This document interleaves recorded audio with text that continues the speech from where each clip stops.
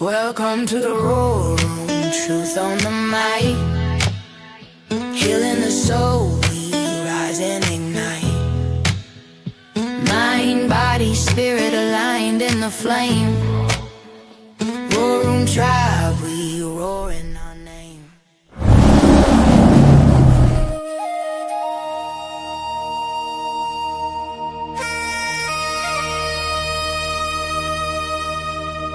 We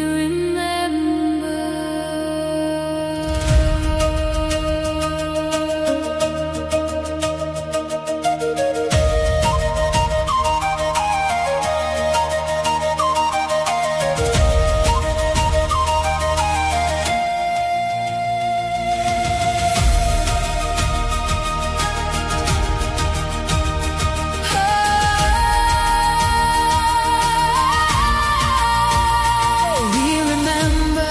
We remember the way, long before the world had lost its way. It wasn't on a screen or in a book.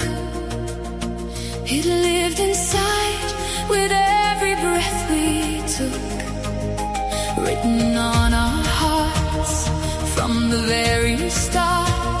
A sacred flame that never drifts apart. No walls could hide it, no lies erase.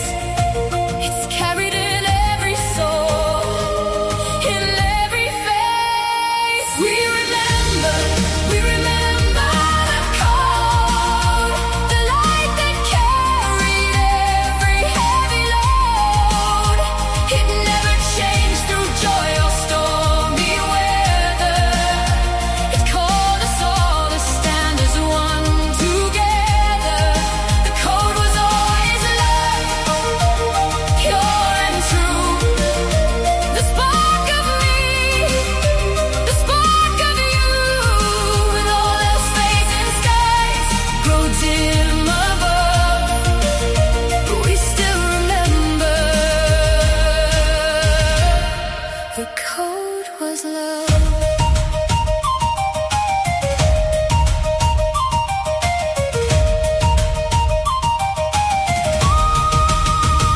Before the noise, before the fear, the quiet voice was always near. It whispered hope into the night, turning every shadow into light. No crown of gold, no earthly throne could ever claim what we've always known. No one can steal what lives within. The truth remains beneath our skin. The compass points us safely home, reminding us we're not alone. When hearts unite and spirits rise, love is the truth that never dies. We remember the way, the light that guides us every day. It wasn't taught by hands of man. It was written before this life began. The code was always love, forever strong. The melody behind our songs. So hand in hand we'll rise above. We remember.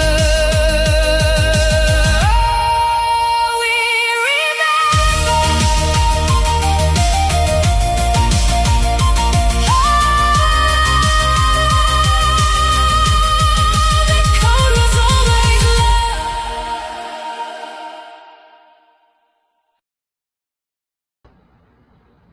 There we go. Didn't play on a loop. Welcome to the War Room. 7826. Boy, July is flying by, isn't it? We'll be in August here pretty soon. Yeah, isn't that crazy? That's fast. Time flies when you're having fun, right? Yeah.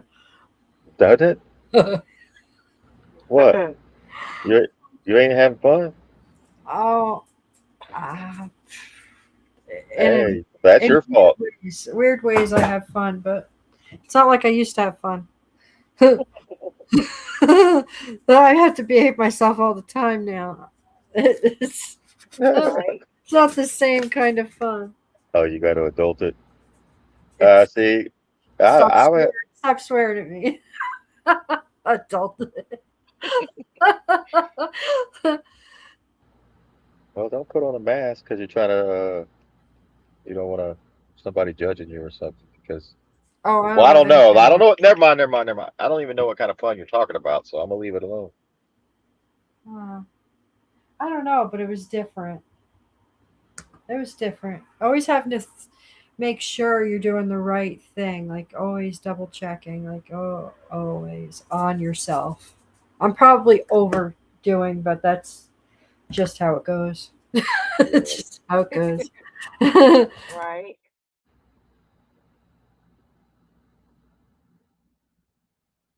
Yep. So a lot taking place in the world,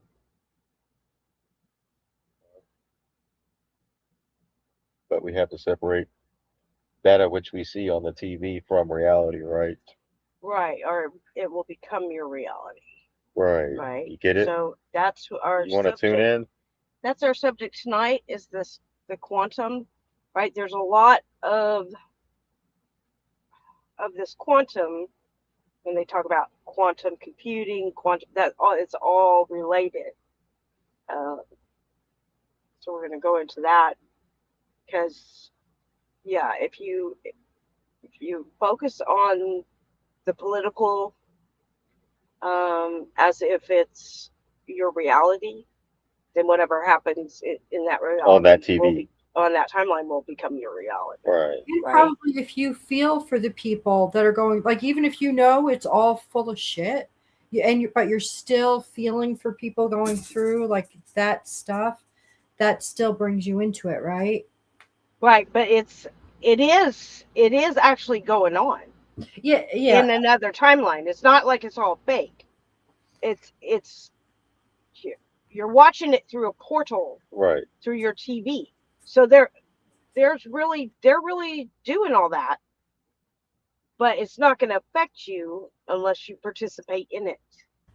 Do you get Mm, it? yeah, Yeah. yeah, So yeah. that's why they say it's like watching a movie because it is if you're not unless you involve yourself into that movie. So it would be like Emotionally. watching a movie, Right. Emotional. You know, like when you're in a right? theater and you're sitting there and it's a really good movie or a And really you cry. you cry, you get scared whenever the guy something like it jumps out. You know, all these different emotions. You see what I'm saying? Yeah. Yeah, So the movie theater wasn't just for your entertainment; it was for your.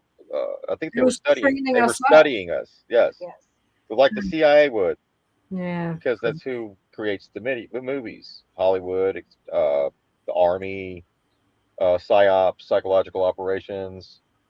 right. You Those know, guys, imagine they've been collecting paychecks propaganda. forever and they've just been in the Well, business of screwing us over. well, you got to understand Oh, they do things to see how you're going to react. Right. It's a test. It's like a study. It's a study. You're in a freaking. It's a great experiment. You ever heard of that? Yeah, that's why the yeah. CIA works It with Hollywood. right. Yeah, So if you go and look at the Nazi propaganda, the same thing, right? They knew how to manipulate the public into supporting things they normally wouldn't, right. or turning a blind eye to atrocities like Mm. kids being trafficked, like whatever else you could think of, right? That people are known to today. Right, right. And then those things took place in probably another timeline, right? But Well, yeah, we'll have to get. That's why I want to get into it because there's quantum entanglement. There's quantum. There's all these kidding. different quantums. What CERN plays a big part in that, and it doesn't actually. It's not actually evil. It depends on what you're doing it. Like CERN, when it first turned on, was in um, I think 2008, but it was 2012 that they say the Mayan calendar ended, and actually it did end. The world it did end, right? And then we shifted into different timelines. That's why they have Shiva at the CERN because she's the destroyer of worlds, so that you can create a new world. get it? So like the Twin Towers, let's say, that could have actually there could have been an airplane that actually went through it on one timeline, on another it didn't. Maybe it destroyed more than what we actually saw. See what I'm saying? Yeah, I think one of your videos said today that's why the Mandela effect came about Yes. Yeah. because of this. Yeah. But you control that. You control your own timeline by your choices, right? So that's why they say be the change you want to see, because it's literally that's what it is. So you're shifting in this quanta CERN, um, it's kind of speeding it up for us, right? So Like when anyway, they say, man, these days sure feel shorter. Man, time feels like it's flying. Man, where did those last 5 years go? right? Yeah, Wow, did you know like the COVID pandemic was nearly 6, 7 years ago? right. Wow. Yeah, I got back in New York in 2020. So when you start looking back, you go, whoa. Yeah, that whole thing didn't really bother me.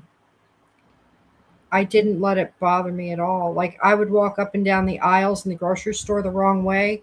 People would look at me. I'm like, what the?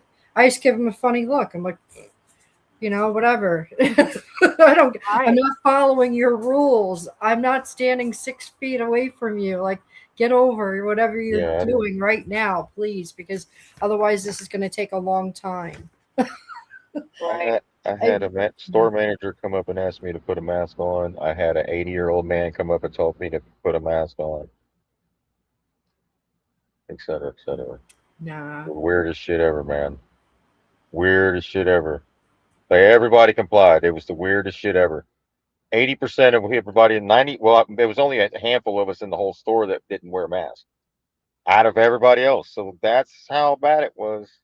That's how see how they created that timeline through via these TVs, the media, whatever. So they control the timelines, right? What's on your Facebook feed? Timelines, Yeah.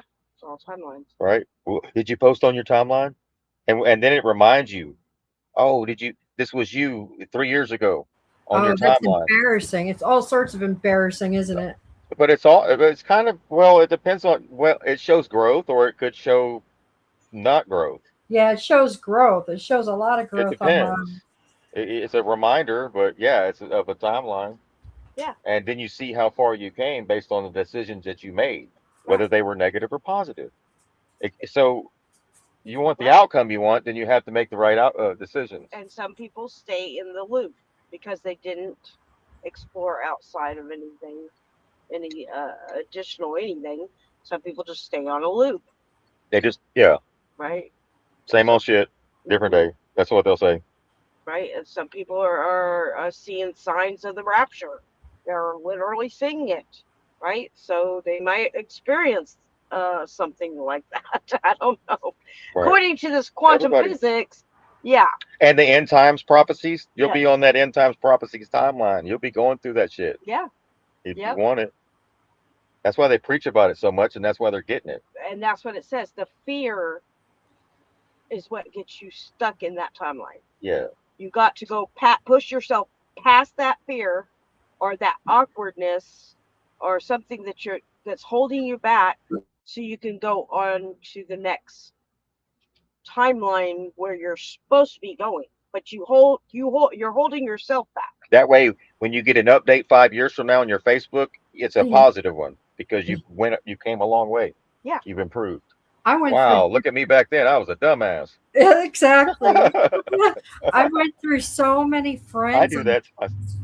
I saw on Twitter, like I went through so many friend groups because I kept on growing, growing, growing.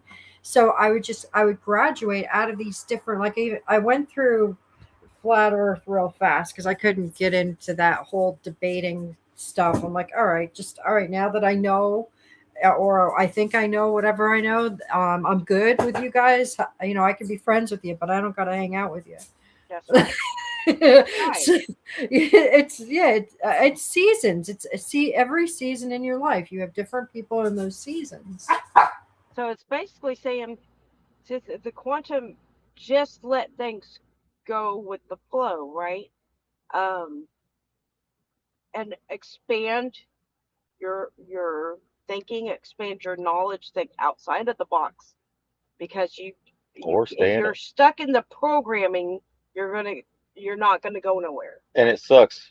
You can go. They control your destiny, not you. Yes, they're controlling your destiny. Okay? Politics, they're controlling your They're destiny. controlling your destiny. You want to follow Trump? He's going to save the world. Okay, well that might not happen in there.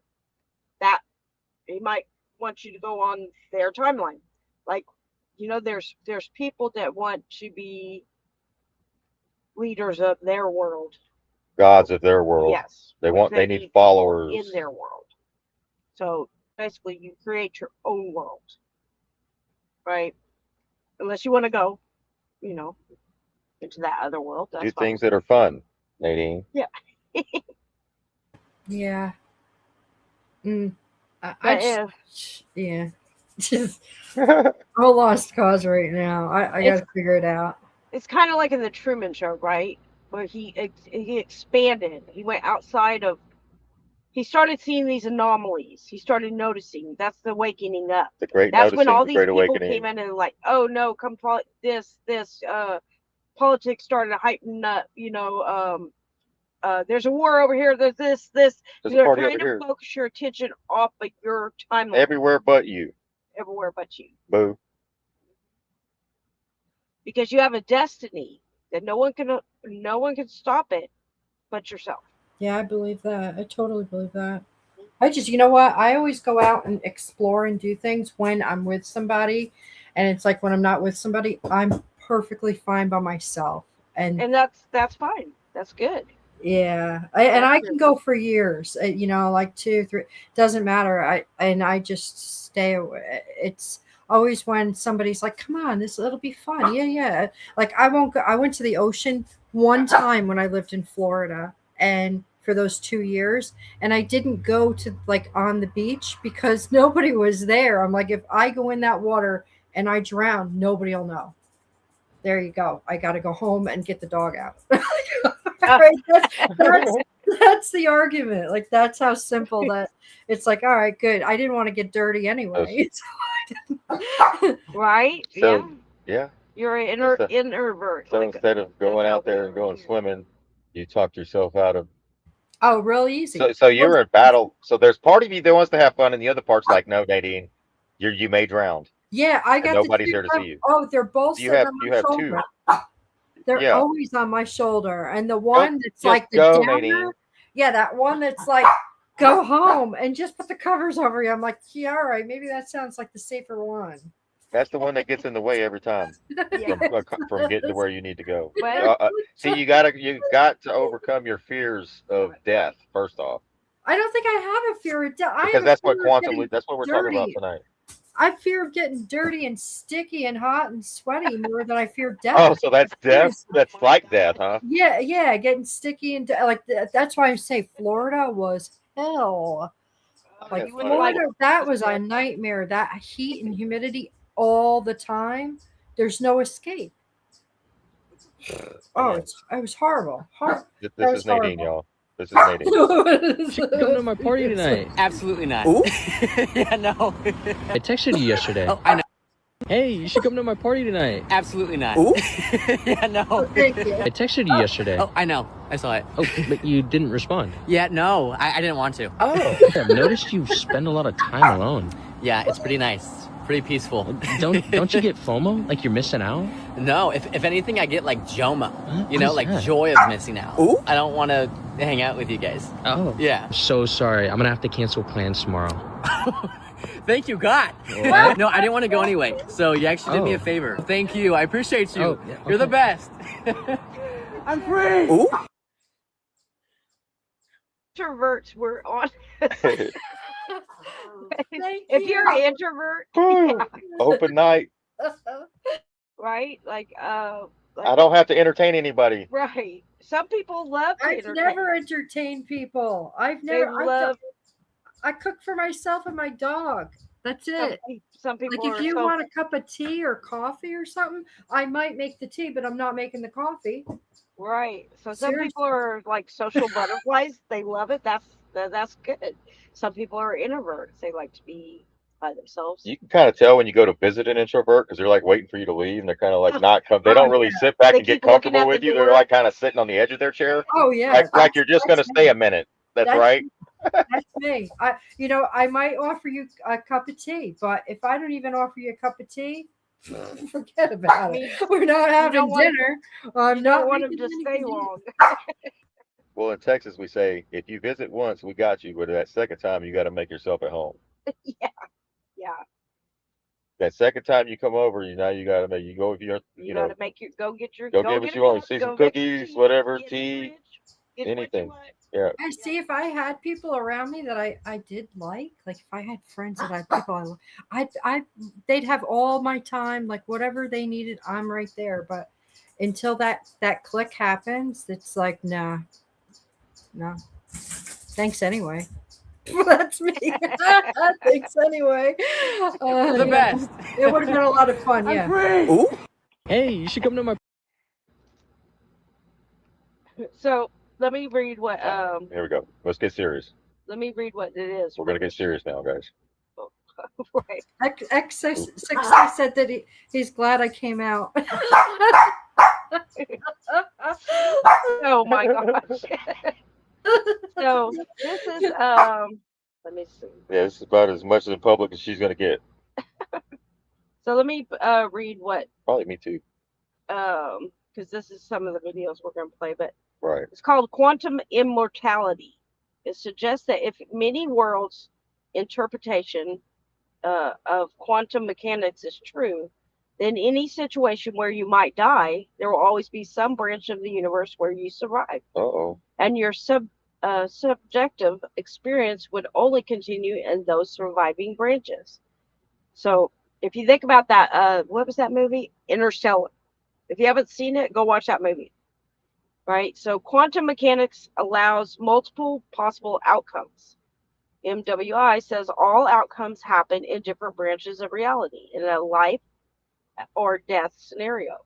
Some branches, certain death, some contain your survival. The thought experiment claims that your consciousness experience would follow the surviving branches. Therefore, you would never experience your own death, only increasingly unlikely survival. This is the essence of quantum immortality. Then there's quantum suicide setup.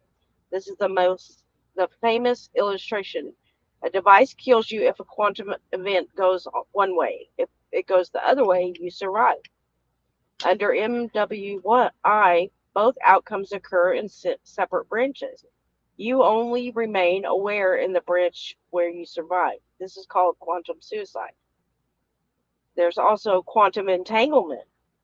Quantum entanglement is the phenomenon where two particles become so deeply connected they share one unified quantum state, even when separated by vast distances. Measuring one particle instantly determines the state of another, a correlating stronger than anything classic physics can explain. This is the essence of quantum entanglement. So, an example of that would be um, two things become so connected that they act like one, even when they're far apart. So, one example would be the magic coin pair. Imagine you have two special coins. You flip one in Texas, your friend flips another one in Japan. Even though each coin looks normal, they're linked. Whenever you flip yours and it lands on heads, your friend's coin also lands on tails.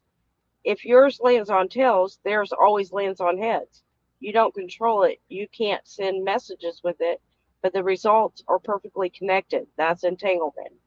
Or the perfectly synced dice. You and someone else each have a dice that looks totally normal. You roll yours in your house, they roll theirs on the other side of the world.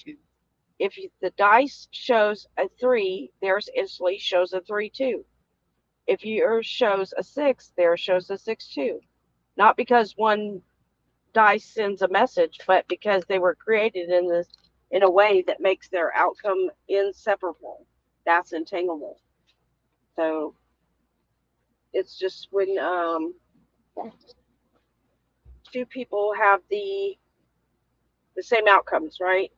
So entanglement is the backbone of quantum computing, quantum teleportation, quantum cryptography, right? So they go back to, like they're saying Trump is a time traveler, right?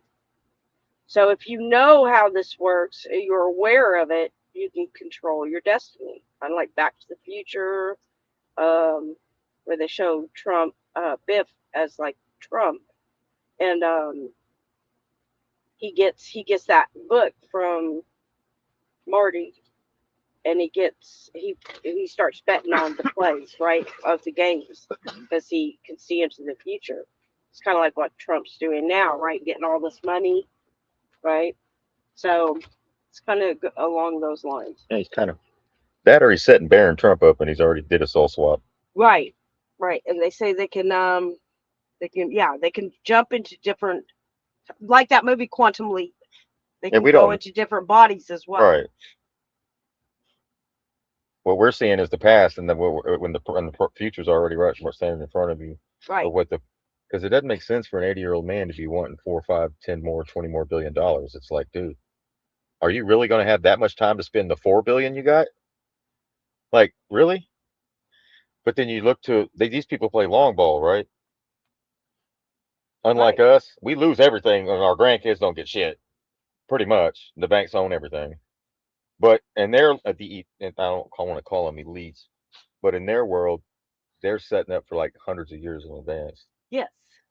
And Yeah, You're because just that's they're coming back you're around. just thinking about you are just thinking about the kids you see today. You're not even thinking about 7 generations ahead. no. You're not thinking about your 7th grandchild, great great great great great great grandchild, are you? They are. Yeah. And that's why they call them shapeshifters, because they can shift into different bodies. Right, and that's that. And look at this. I want to show you something while we're on this topic. The fallen angels, right? They don't die, Either do we. allegedly, But right? they're aware we're not. But they're aware of that, and we're not. Like Miss Sheepdog said, we think if we die, that's it. Some people think that. That may be the case. Who knows, right? Right. Well, But they here's said Nick. they Look did at Nicki Minaj. She's at the White House, right? on these experiences. They had like a cat.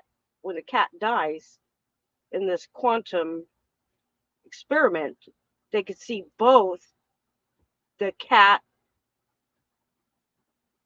When it died, there was a cat alive and a cat dead at the same time.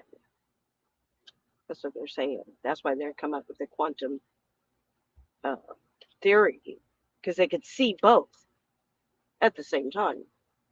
Like you would see a ghost, right? Like you hear a ghost, don't know they're dead, right? Like if you ever see that movie The Others, right? They're on a different timeline. They're dead, but they don't know they're dead until someone tells them they're dead. But to them, they're very much alive. Just like that movie. Hmm. What's it? Which one was it? The Others. The Others. Yeah. Right. The lady didn't even know she killed herself and her kids. Right. Hmm. So it was just another day in her house. Well, then she started hearing creaks and noise, what we call ghosts today, right?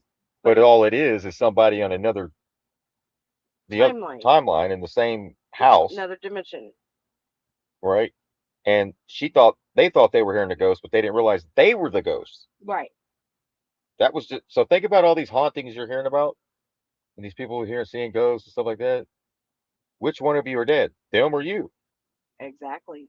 Hey, was that the movie with Angelina Jolie or something?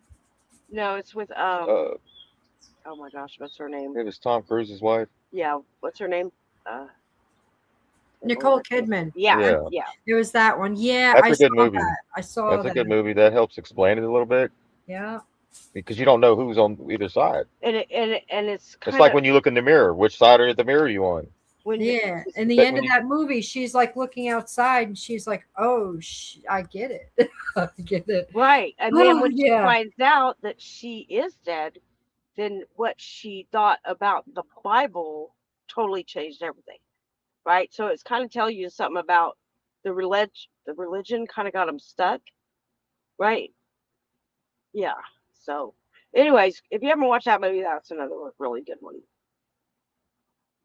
In this industry, what you must understand is, when you do sell your soul, you are allowed to live forever.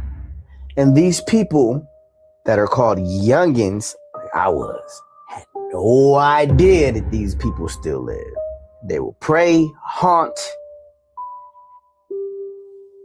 kidnap, anything to stay on top. This is their world. They have nothing but time, is what they believe. The art of exchanging spirits, trading spirits.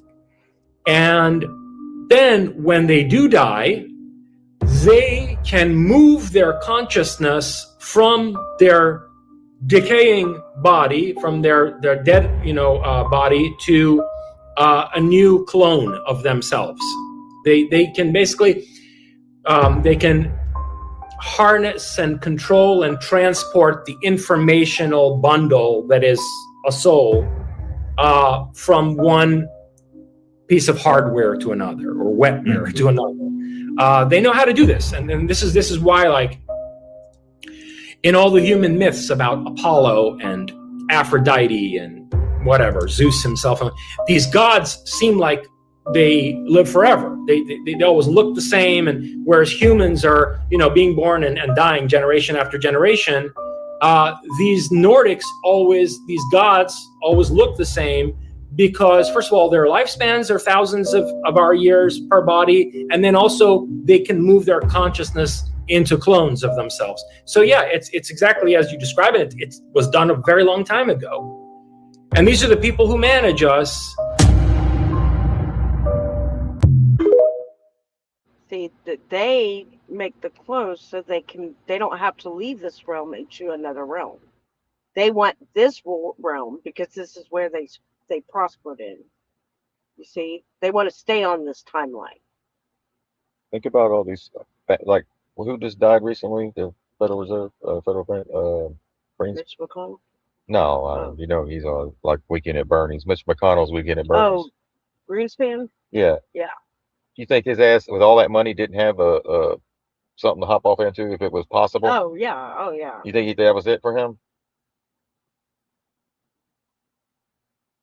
Maybe in that avatar. Right. Something to think about. But anyways, former CIA officer drops explosive testimony of MK Ultra was never stopped. But you want me to do this one first? I believe it's this one, the CERN one, and then Large Hadron Collider. They stabilized it. And what CERN just achieved means that humanity has exactly 4 years to evolve, or we will be completely somewhat obsolete. Let me show you the map. Right now, CERN is pushing 7 tera electron volts per beam. To make this simple, a TeV, or tera electrovolt, is the energy of a flying mosquito, but it's compressed into a space 1 trillion times smaller than a grain of sand. Right now, they're actually intentionally climbing toward a 14 TeV design. In the 14th framework, the exact atomic number of silicon is bridging us out of the carbon-6 structure. In 2016, physics prodigy Max Laughlin pointed out that when CERN discovered the God particle, the energy density was so massive it likely collapsed our original timeline. We shifted into an adjacent parallel dimension, and that's the true origin of the Mandela effect. Basically, it's the quantum artifact of timelines bleeding together. Project Looking Glass already proved this when military intelligence hit a wall in the year 2012, and this is when timelines started to converge. So what's happening right now at this pause? CERN just confirmed back in March that they stabilized a beam. The chaos in the collider is over, and the macro and micro are finally merging. We are now compacting information and energy into a single proton, and we are accelerating the switching signal faster than the speed of light. This creates zero latency across time, energy, and space. When you have zero latency, you process infinite output without extracting physical resources. We are gaining the ability to move in and out of alternative dimensions based purely on our own resonance. What happens is we will create and destroy them instantaneously without harming life. Now, this comes with a terrifying responsibility. When your processing speed hits zero latency, your thoughts manifest into reality immediately. If you hold on to fear, you will literally create your own demise just as fast. So CERN's giving us a 4-year window before they bring this back online and things really start to change. And through this, we are becoming the creator of the tools we observe. We must surrender the old human blueprint and step into our true design, which is ye are gods. You have 4 years to figure it out. Let's get to work. Thank you, and I love you.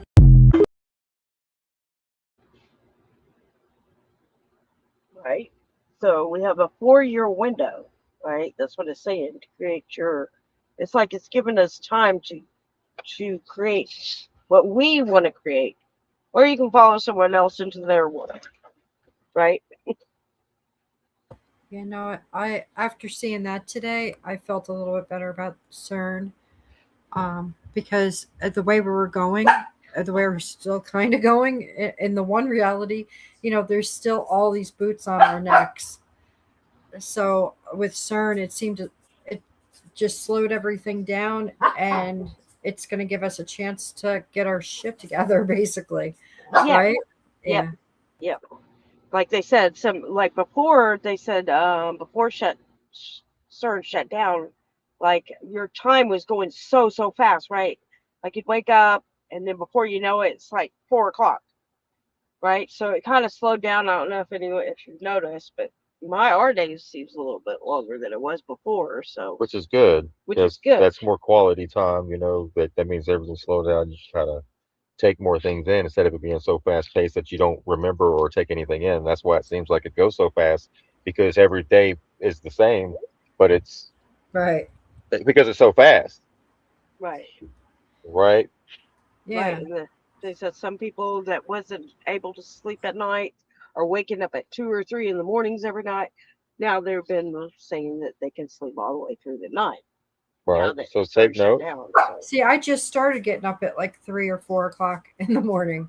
So Oh, you flip on that yeah. one. Yeah. Yeah, it could be the opposite. I've been Yeah. doing that for the last 4 or 5 years. Yeah. Now we're kind of like, I don't know if it's the babies. Could be these little puppies, because you know what I mean? They're like, Yeah. you're so focused on making sure they don't get hurt. Yeah. And then you wait till they go to sleep, and Yeah. they're not moving around, so then you can sleep. Oh. You got you got to check on them every so often, right? Because they like to wander off. They still can't see. No, they can't see. All right, here's the next one. In a new state of consciousness right now. We're in that concept of quantum dynamics, and this is really where magic lies as well. The idea of minimum input, maximum output. Right? CERN just launched on Easter again. There's a particle in the chamber. It'll be a couple more months before they collide, but then they want to find God, right? But what they're really finding is the true manifesting power of the universe. That's what they want to find. They want to find where this dark matter, where gravity comes from, where all of this mass came into the universe. And this is really the concepts that we're discussing and the ideas of magic, the very small creating the very large, and minimum input, maximum output. And you all are really the first transhumanists. You don't know it, but you know so much more than everyone else out there, and you know that much, right? You know so much more than anyone else out there. You know, I put this picture up and say it's CERN, and if I were out in the real world, they'd be like, well, what's that, right? But you guys know, and you know so much more. And so you already are taking on new programs and taking new understanding through all of this knowledge, and this makes you actually the first transhumanist. And we like to think of the transhumanists as like evil sorcerers that are in love with robots, weird stuff like that. But, you know, it really is part of the consciousness. It's this idea that we can learn whatever we want to do. We have that ability to go on to, I mean, have you ever tried to learn anything on YouTube? You can learn anything. You can go there and learn how to fix your car or how tortoises do it. You know, it's all there. I mean, it's amazing. So we now have this free access to knowledge that we can, you know, I couldn't build a digital thermometer. Like, how do you make the digits? You know, what makes that LCD? I don't know. But I could go on the internet and I guarantee you I could learn. And I guarantee you I can make a digital thermometer. So that's where we're at now, where we've got this instant access to information and we're able to really manifest change into the realities. So it's up to you, you know, you can work, get married, have kids, pay your taxes, pay your bills, obey the law, right? You repeat after me, do it again, do it again. But the truth is that we are all free. It's just that we don't believe it. And it's this belief that's really causing the problem. And the belief... I gotta pause it right there because that's powerful. Yeah, I you want to. gotta believe you are free, We're right? free. We just don't believe it. But if you want to You're follow the waiting for. rules, then you're going to be stuck there. Oh my God! Oh, I gotta play this. Let me hold on. Right, and repeat after me, do it again, do it again. I can learn, and I guarantee you I can make a digital thermometer.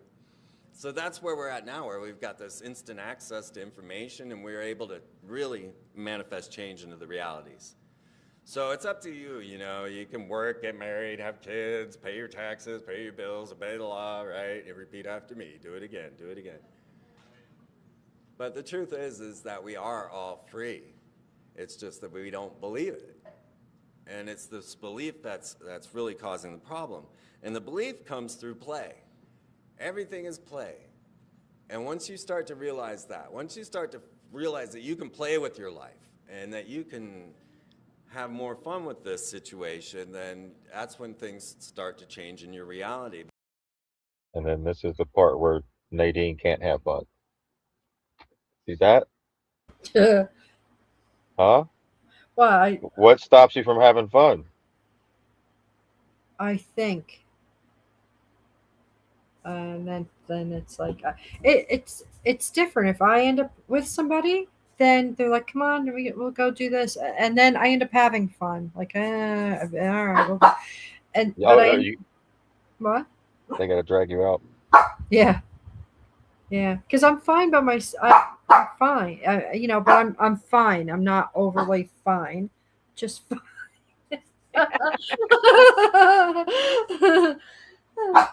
Realize that. Once you start to realize that you can play with your life and that you can have more fun with this situation, then that's when things start to change in your reality, because we are the worst, we are our own worst enemies, you know? We are constantly talking ourselves out of everything. When that opportunity comes, you've got to say yes. Don't think, well, you know, I'm not sure if I can do that, or if I do that, then this is going to happen, because you don't know. But you know what? If you think that, that will happen. So you really got to check your brain all the time and say, yeah, I'll do that. Why not? Right? And you never know what exactly that's going to guide you to. So Twain, he tells us work and play are words for the same thing under differing conditions, right? I mean, it's true. It used to be more so that where our work was play. And really, to be honest with you, I'd rather be the serf than the king. But of course, George Bernard Shaw tells us we don't stop playing because we grow old because we stop playing. I would ask you to guess how old I am. I'm a lot older than you think. So the master of the art of living makes little distinction between work and play. The labor and leisure, the mind and the body, education is recreation. The love and the religion, it's all play.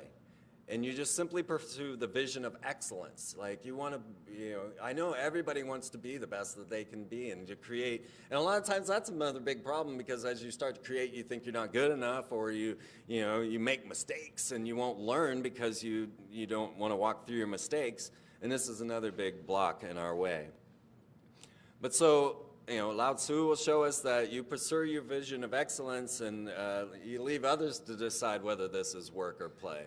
I haven't decided. I don't know, I'm having fun. So in our situation, the only way to deal with an unfree world is to become so absolutely free that your very existence is an act of rebellion. Yeah.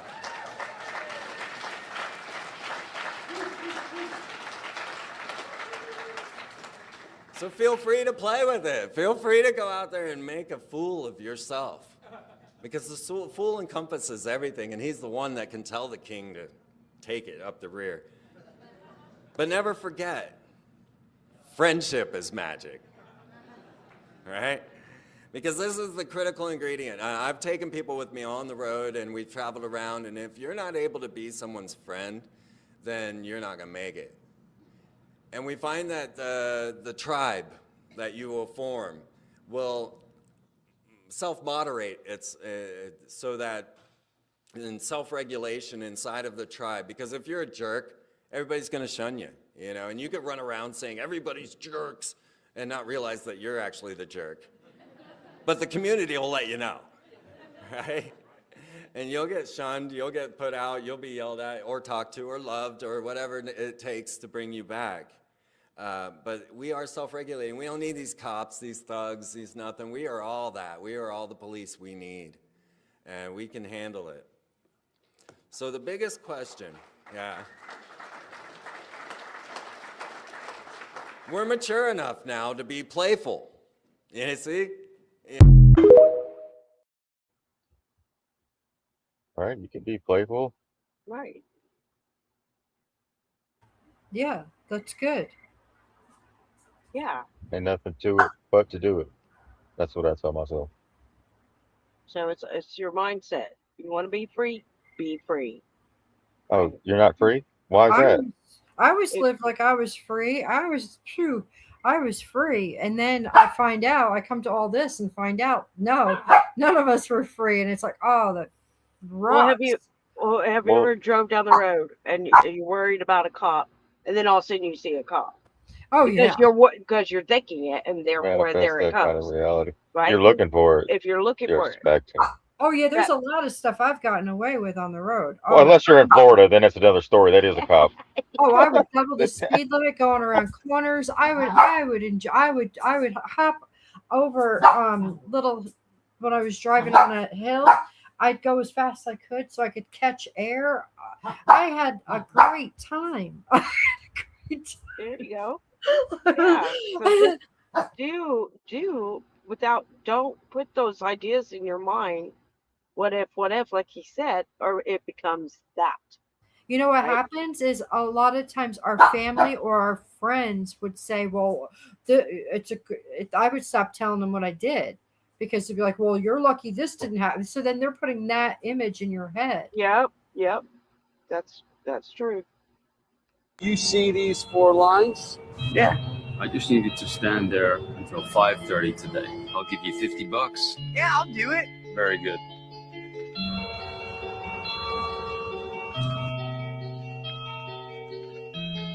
Great job.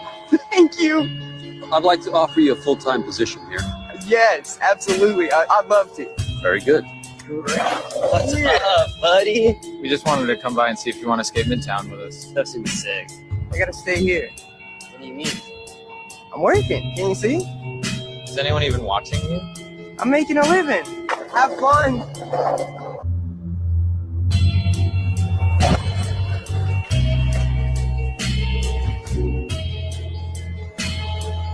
You've been loyal, reliable. You're an asset to me. Come with me. I'm raising your salary by 30%. And now, you're here. Really? Go ahead. Check it out. This thing is massive. You can see the bridge from here. You earned it. This is incredible. Your day's pay, $2,000. But I'd like to retire now if I could. It's been a pleasure working with you two.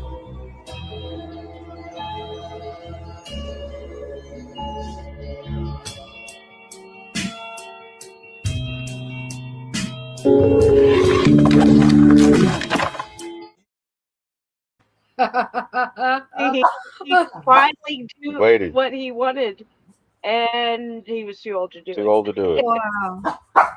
That's the trap they got us in. Yeah. Think about it. As soon as you graduate high school, they got you standing in the square, and then they pay you $50 to stand there. Square. Hey, With and a then view. and guess what? As soon as the boss pays you, he runs off and lives his life. Yeah.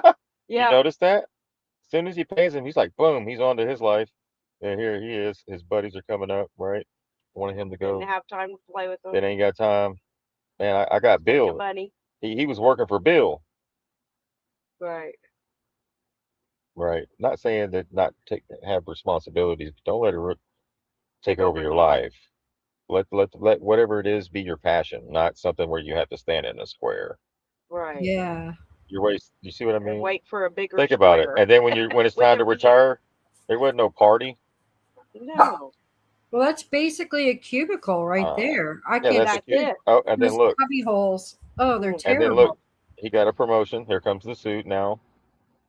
Oh, got a suit. You've been loyal, right? You've been loyal to this company, reliable, always on time. You're an asset to us. Here's another square. Oh, we're gonna give you a little bit more money to stand there a little bit longer, maybe about 5, 10 more years. You'll be retiring soon. Here it is. Oh, big office. That's a big office right there. A Yeah, bigger big office. money. You go Oh, from a small office and a cubicle with neighbors, now you got your own office, Hmm. like Truman, Yes. sitting at the on a headset looking at the computer. Instead of doing your work, you're looking for vacation spots, wishing you could be there. Right. Oh, look, but there's a cool view from the window. And then here you are, right? This is the trap. But then when people retire and they want to go to Florida at what, 70 years old, 80, and then they want to go down there and party it up and the villages and go to ride the around on golf carts villages. and play golf Share that video. and this They want you to share that video. and it's yeah, by the time you wake up, here we are, Right. That's because he didn't have any fun all those years. Oh, exactly, Nadine. Yeah. Now You he's get going to it? go to the villages and He try didn't to. have any. Now he's got to go to the villages and play golf and get caught up in the scamdemic and have DeSantis come down and talk to you at the villages Yeah. and push the bioweapon and the pandemic and all that other bullshit. But anyways, Share that. yeah, don't wait till it's too late, guys. Now's the time. That's right. Is the message, right? Like this. You share it.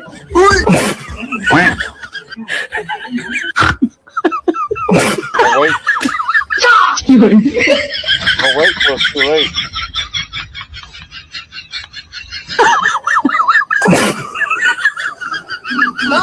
Dang.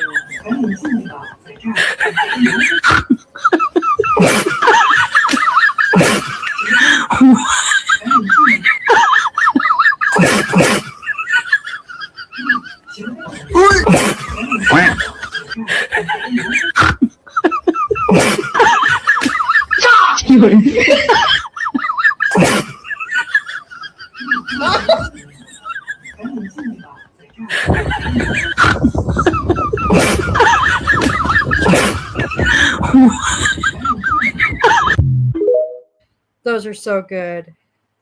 Don't wait till it's too late, guys. That's right. Oh, Don't Tap wait your till it's feet. too late. Tap your feet now. Let me put that in the- I think that's the Ted Logan, just the channel if y'all want to go check it out on X. Y'all see that on the screen? Oh, here it is.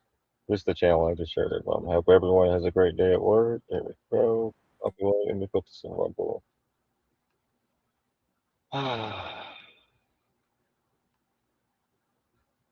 There we go. Let me put that on the. Yeah, don't wait till it's too late. You got 250 pounds, 300 pounds, and you want to do skinny boy stuff. That's just not gonna work out. right. Do it while you're slim. Wait, where are we at? What are we doing The now? next video. Did you look over? Oh, the other ones. Yeah, let me take this off. All right. Hope everybody enjoyed the laugh. Here we go. Let's get. We got to get serious again. We got to put the fun aside for a second.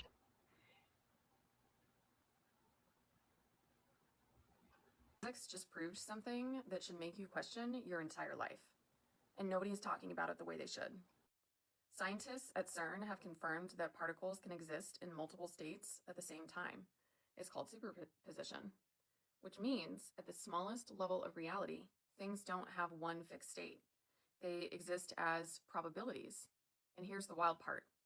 A particle doesn't choose a single measurable state until it's observed, until it's measured, until something interacts with it. So let me ask you something. If reality at its core behaves like a field of possibilities, and it collapses into one experience when observed, what do you think you're doing with your own life every single day? Because you are constantly observing yourself. You're constantly deciding, I'm this kind of person. I'm bad at money. I always struggle. Things never work out for me. And if the smallest building blocks of reality respond to observation, why would you assume your identity doesn't? Maybe your life isn't fixed. Maybe it's probability. And maybe the version of you that you keep observing is the one that keeps solidifying. So be careful what you repeatedly identify with. Physics might be listening. Comment timeline. Right? Man, that's deep. Yeah. Maybe your life isn't fixed. Maybe it's probability. And maybe the version of you that you keep observing is the one that keeps solidifying. Think about this. You can see your past, right? Yeah. You can observe your past self. Rewind. You can observe your childhood. You can observe any past memory that you have, and then you can also observe your future. Yes, but then you hold yourself out by doubting, Right. or not fully seeing the vision. That's why Jesus said, "Get behind me, Satan." That's right, because it was himself. Yes. Stopping himself. Right. That's like, what somebody. Okay, like Jesus had a twin, Thomas, doubting Thomas. Doubting Thomas. That was his other Dos self, Mas. the one that doubted. And Elvis' song, "Every man has a dark star." Yes. Huh? Yes. Did I do that good? Good Elvis impersonation? Yeah, No. that's pretty good. Every man has his dark star. And then there's the other one, the white star. That's the pillars. You could be the black, self-serving. You look at all the attributes of the black pillar. This is what the whole balance thing in the Freemasonic or Mason teachings is, right? Yeah. They know they serve the dark or the light. So there are people of the light that could be in positions, and we think they're all in all a part of the same group, but they're really not. You got the dark side and the light side, and they're having a battle right now in front of us, trying to dictate which timeline we go on, as you can see. And that's why the Iran war is raging. That's why you have all they these. have their own. Because They're trying to go down that road where they have a nuclear freaking Holocaust, World War III, blah blah blah. That's what they want. They're like, and they want you to be with them. They know what this is. They know what to do. So they're trying to outdo each other. Who's going to work, like that song, "Everyone Wants to Rule the World," right? Yeah. Like he said, I don't want to be a king. I'd rather be a serf, right? Meaning, I don't want to be a king of a people. Telling people what to do or dictating or. And those people do. They're like the power. But they have to have people for their world. So your freedom doesn't dictate on what happens in that White House. No. It's free in your mind. You got to free your mind, and the rest will follow. That a song? Free your mind, and the rest will follow. Yeah. Dun, dun, dun. Yep. What song is that? Forget. It's an old 80s. That's it. I think that's it. I think it's Free Your Mind. I don't. Free your mind, and the rest will follow is the lyrics. I remember that as a kid. Some lady. All right, here we go. Good comment. In 2021, Trump said that crypto was a disaster waiting to happen. A disaster waiting to happen. I have not been a big. Fast forward to 2025, Trump vowed to make U.S. crypto capital of the planet. The cryptocurrency industry, along with other corporate sectors, contributed to a massive fundraising effect for Donald Trump's 2025 inauguration, with a total of pledges reportedly reaching $250 million. Not to mention, this follows a 2024 election cycle where the industry spent over $245 million. Leaders in tech, AI, and cryptocurrency make big donations to Trump inauguration. You know, the people that make up the deep state that Trump said he was going to drain out of the swamp.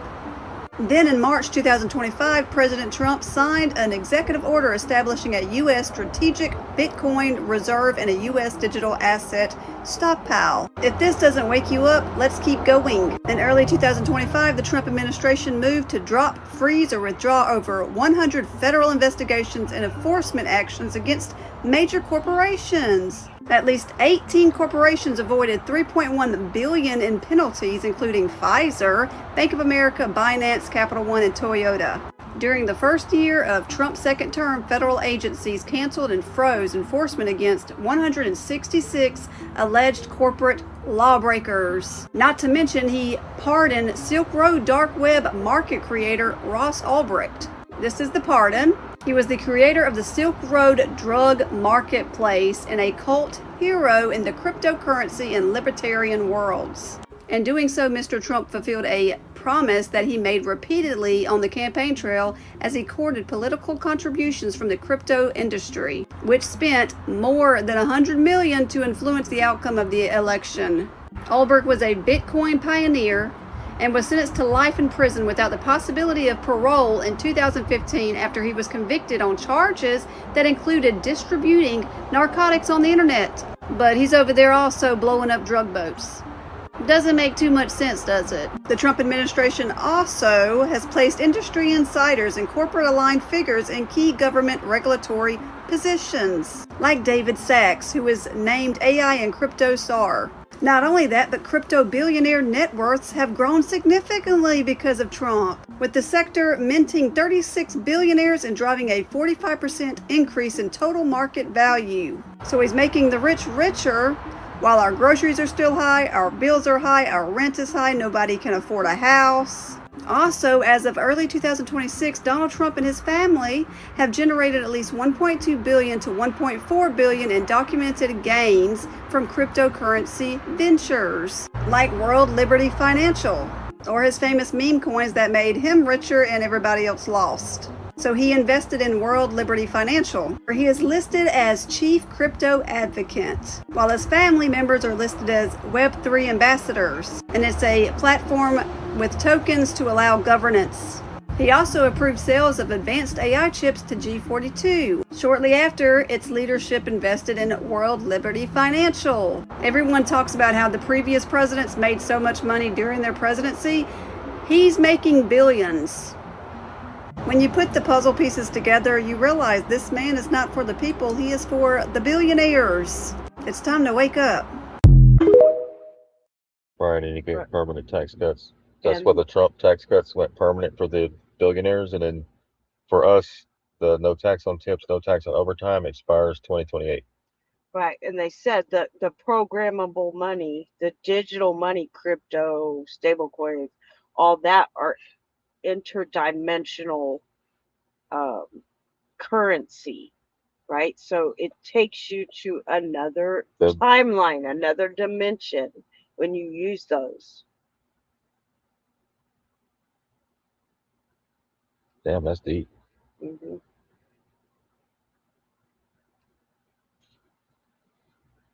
That was so deep, you made me lose my train of thought.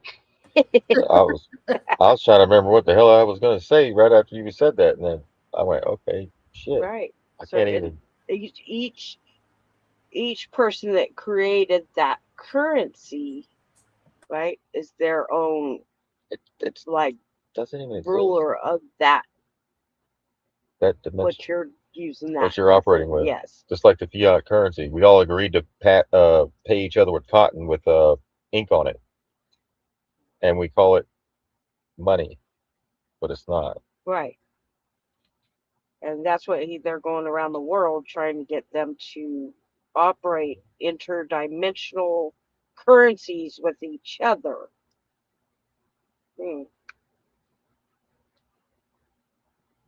Like a universal. It's almost like somebody is in another dimension trying to steal bank. Yes. That's what it is. Because they can't be physically here, so therefore they have to do it digitally. That's why they're hammering this digital shit so bad. Right. Because it's hard. all numbers, right? It's all numbers. You don't need something to take with you. Like you can't take a lipstick with you. So you can't take a card with you. So you need it for the numbers and the freedom to be able to work that way. Right. So AI or whatever it is on the other side of whatever the hell is operating from is Right, like they said, each country is like a different world. That's why you go on an airplane, which is you're really the waters. The ether is the waters. It's just a different, it does feel like another and you world when go you. into another world, That's like why I another said. dimension. That's why I said, man, when I came back home after going overseas, I was like, holy shit, Biff did win. Biff is the president in Back to the Future. Oh, frig. Because you see the decline in the country, but y'all don't see it because you haven't seen how other places are already that like timelines ahead.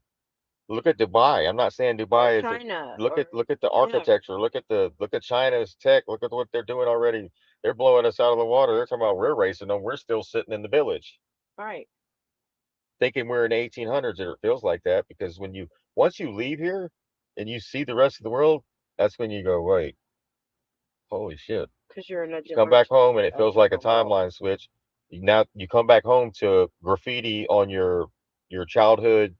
Uh, the fences when you go down the main street in your neighborhood, they got people have Like wooden you came fences. back on another Somebody tagged all timeline. that up. Yeah, They were, and that I've never seen that in my community. And now I come back and it was like it's like a bomb went off.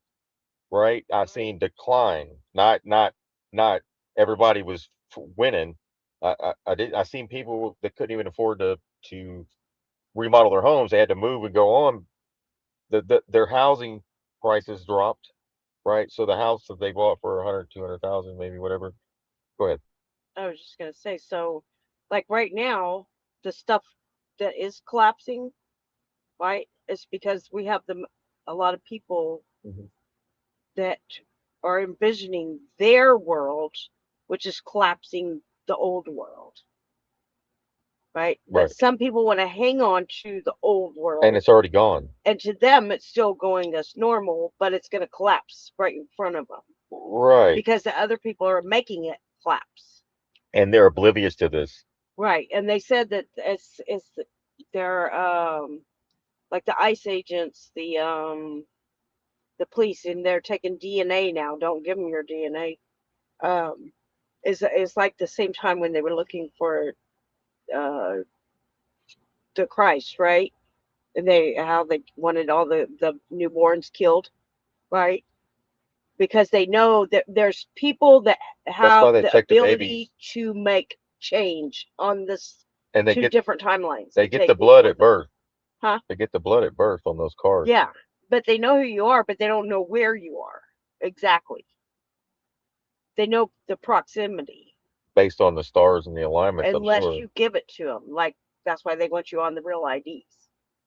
Oh, digital. Hmm. They want to monitor your ass from AI wants to know who you are. Right, because they know you can make a huge. You might not even know you're the one that can make that I tell them impact. go fill out the ID 1020 or 10T, which spells idiot. Which is they said the digital ID is the ID me. If you're a vet, Like who do the you got to prove ID your me, identity to all the time? What is that, guys? Have you ever thought about that? What is that? You can't. I'd be like, look, you can't see me standing here. What do you mean? Who am I? Yeah. right? They What do you think need the everybody ID? lies. Because they lie, they think everybody else lies. Right. So the ID me, and some people already are using it, which is through the Veterans Affair, any government employee, Social Security, anything like that. You don't have to do it. It's where you put in your information to go on the portal. But then some people do the ID me where it's more convenient and easier, and that's when they use your biometrics. They link your medical, your anything that's Right. related to you is all linked together. So do it the manual way. Don't do the ID me. But they want to get everyone on the ID me, I right? mean, think about it. At one To do point, your we didn't have to wear. taxes, anything. Think about it. At one point, we didn't have to wear seatbelts in our car. Yeah, there's a Think lot about better. that. Now look at us. Now they're making money off you not wearing a seatbelt. Yeah. Right. Haha. They make more laws, and then when you break those dumbass shit laws, because they or law or whatever they are, they profit off of it. So they're going to tighten it, and they're going to tighten it, and they're going to tighten it, and they're going to tighten it. I guess people woke up and started driving normal because now they got the cameras out. Now they're looking for everybody via the cameras. Yeah. Right. Their little codes. Let me write you a little ticket for you. This code that you weren't obeying. Well, you weren't obeying it either, you jackhole. Well, it looks like here your registration's been out. I got you on flock camera for the last 3 months driving to work. So this is the title. Also, we said Y2Q, like we talked about that before, but basically there's a race that they're it was till 2030. Now they moved it up to 2029, I believe, because they can hack into. It'll be able to hack anything within any government, uh, your personal stuff that's in the cloud, right? Which Anything is that you on the viewed, ground. looked at, anything. They say it can be hacked, but I think it's something else. I think it has to do with the quantum or somebody manipulating it. But they say it's already started. And I think that's why these people like public officials are being busted, right? Because Yeah. it's Because they fucked around it's and up found in the out. cloud. Somebody's accessing it. Yeah. They can hack anything, guys. Yes. Look, if whoever's storing this Epstein, you think Epstein's something. All this stuff that's been hidden for decades, It's all going to come out. somebody's going to get that shit at That's some what I'm point when saying. this I think quantum computing comes it's the up. quantum. Because hacking is going to be They easier. said it's already doing it, but I think they're blaming it on a Right. but just like the Epstein thing, Mhm. I don't think the government let that out. I think they had to get ahead of it because it was going to come out anyway, Anonymous. and so they act like they were doing something about it. That they were putting it out, Right. but it's not. They always kept like Melania making that announcement before nobody even said Right. anything about her and Epstein, but Right. all of a sudden she gets out ahead of it. So So we're out of nowhere. We're like, what is she talking it about? could be hacking, Where's this coming from? and they're putting it out there, or it could be the quantum, whatever that's doing it automatically. Will put it, if you're doing dirt, it's going to come out. It's going to come out. Period. That's what I always learned in soap operas. That bad guy always gets caught. It could be a week, Yes. a month, a year, 10 years later, but the bad guy always gets it in the end. That's what, that's Or what he dark dies. light is. That's what dark to light is, and the scripture says something about that of which you've done in the dark will come to light. Yeah. All evil deeds. And it might be for the entire world to see. So And be good these days. yeah, Nadine. You don't want the quantum to throw your dirt out into the public. Man, my dirt is so people would laugh if I told them half the stuff I would think was bad. They'd be like, "Oh, gee whiz, that's baby No, stuff." I don't think little stuff. I think it's like, you're hurting kids or you're doing some money laundering or whatever it is, that stuff's going to come out. Yeah, there's no Yeah, hiding. you know what? Cheating just said that the cops are stalking their girlfriends. They're actually stalking the girls that they want to be boyfriend girlfriend with. They're not. It's not like people, total strangers. They're going and stalking them that way. Yeah, The they've cops. been doing it. They're just getting caught now. They just got technology now. Yeah. So now they're getting busted because of it. Because now it logs them in when they use it illegally. Ain't that funny? Oh yeah. See, before there used to not be a login. They could just stalk and look up your address from your license or get your information, and they look you up through the system. Now they got flock. Right. Get it? Yeah. So now their dumbasses are going and logging in and looking up their girlfriends, and now they're getting busted because they leave a trail snail, a little trail of information, data. Yep. It's Yeah, permanent. and they So that's think how the bad guys are getting. The bad cops are getting taken out. They think that they're not going to catch me, and even if they did, they'll let me by with it. Like that's No, arrogance. that's not the That's computer AI. narcissism. Whatever they allowed to have access and take over their police departments is not gonna. It's gonna come forward. There's no human. There's no politics involved within the department. It's in the system. You get it? You guys used to have you guys and the police departments used to be able to keep it in the thin blue line between each other. Not no more. But now everything y'all do is on the computers. And the computer's deciding what the hell comes out with flock when they go and investigate, when you go and look up somebody that you're not supposed to be looking up, you let them know you can't take it away. It's there permanent. So keep messing around. You thought that the technology was going to be used to take us out, but you forgot the scripture that says no weapon formed against us shall prosper. So therefore, guess what? Karma's a bitch. So now that's how you weed out the bad ones over time. Now, not immediately, but each one of them that makes a dumbass decision to stalk somebody and use this technology in a way, then the other than what it was meant to be allegedly for our safety, then it's a setup. Right. It's a setup, and then you got to be mindful. And then all your reports get loaded on the AI. All those body cameras are going to be AI body cameras. You can't turn them off now. Right. Pay attention to the law enforcement officials that don't. There's some police departments out there that do not wear body cameras, even the old ones. Why is that? Are they standing up for because they know what's coming, or is it because they're doing something wrong? I don't know. Transparency. They're public officials. They should have the cameras. They should be monitored, not us. Right. Like I said, I think it's AI doing it. Trump unleashed it with no restrictions. For 10 years. Yeah. That was the big shit. Yeah. So yeah, I would just be good. Be good boy online now. It's kind of like watch what you say, because they put y'all in categories based on your comments and reactions to what they put on the news, and they get you mad and screaming at the TV at the politics. Arrest the Democrats, hang them all, hang them by their neck. Yeah, all that shit you put. Get rid of your hate. It makes you look crazy. Right. Get rid of all that. It's kind of like in Terminator, right? The Terminator could kill somebody, or he could help you, depending on if you're good or bad. Right. So I think it's that kind of scenario. It can help you in some ways. It can also expose you if you're doing dirt. Based on, right. So get your heart. Get your heart right. Yeah, because that's. Yeah, because it sees all. There's no hiding it. You can your heart reveals it. Yeah. So if you have hate in your heart, it's going to show. If you have love, it'll show. Yeah. So, and that's how it shows.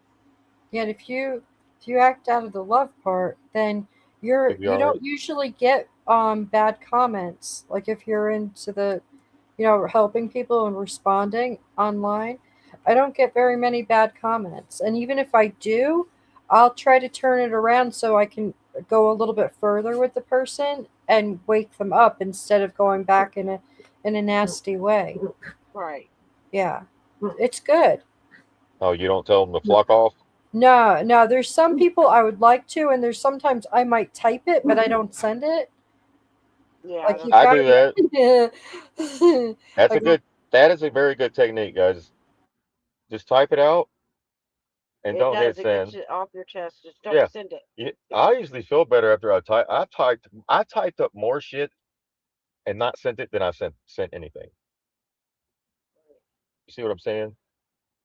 Or just yeah, ignore sometimes you get in there and you're like, you're typing it and you're like, nah, you're not going to send that.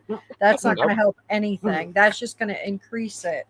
And you want to make it better, not worse. Or don't respond at all. I reread it and I go, that was immature. Right. Don't be an a-hole, Nadine. Come on, man. Gee, dog, you got it. Don't. Up ahead here on Fifth Avenue. This street has changed a lot in 30 years. Where are you going? A brokers meeting. New York Realtors. Oh, well, there's going to be a lot of money made in real estate in the future. Really? Where?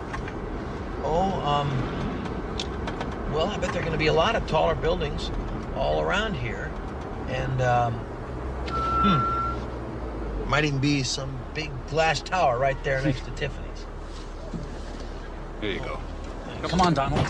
Hello, Mr. Trump. Trump? See ya.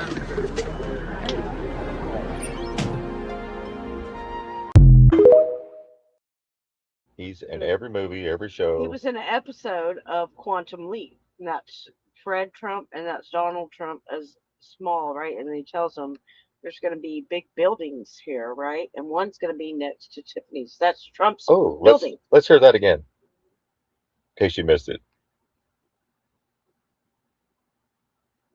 May 10th, 1958. Yeah, it's in that movie, in that series, Quantum Leap. Man, this place kind of feels like a Back to the Future type. Mm-hmm. Yeah, that's what they're talking about, the quantum, and they know these things. So that's how, right?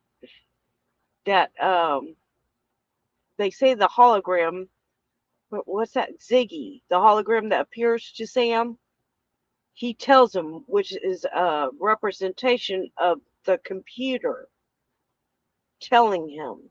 That's what they're saying. The quantum, all that, the Project Looking Glass, it's the computer telling them what the future is. Like that one thing they walk up Or at the could theme be. park, and it's that the guy they put the money. Was that Tom Hanks walked up to it, big or whatever? Yeah. That little thing that tells To you the the fortunes. Zohar? Yeah, Zohar. Isn't that Zohar is That book. that book?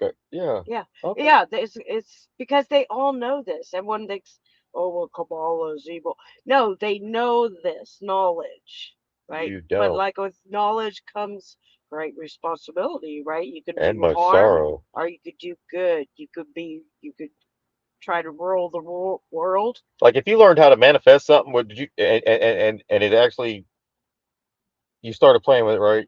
And you started seeing the results over time. Would now how you and then you fine tune it, and then you're like, oh shit. Now what do you do with it? Right. Do you try to be like Donald Trump? Well, like you said, I'm just using him as an example. you That's could just sit there somebody like manifest something on somebody else, right? That right. would be like black magic, right? Or you could do something good with it. Right. Like, right, they know this, but the ones that know this Like a light do it for worker? themselves Right. Yes, self-serving. instead That's the of black for pillar. others to help change an outcome for others. Right. Gimme, take, take. Yes. Push, push, push. Yes. Step, step, step. All right, here we go. Hope you don't mind sharing a cab. Oh, no problem. It's just right up ahead here on Fifth Avenue.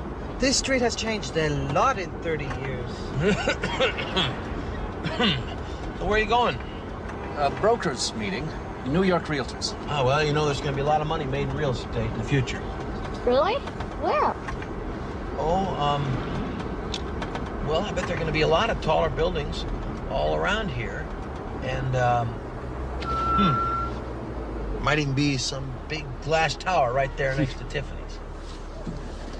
Here you go. Come on, Donald. Hello, Mr. Trump. And his daughter's name's Tiffany. Yeah. And he has Tiffany. So This is right next door to Tiffany. and then if you look at the top of the his building from an aerial view, it looks like steps. Looks like the Freemasonic steps. Yes.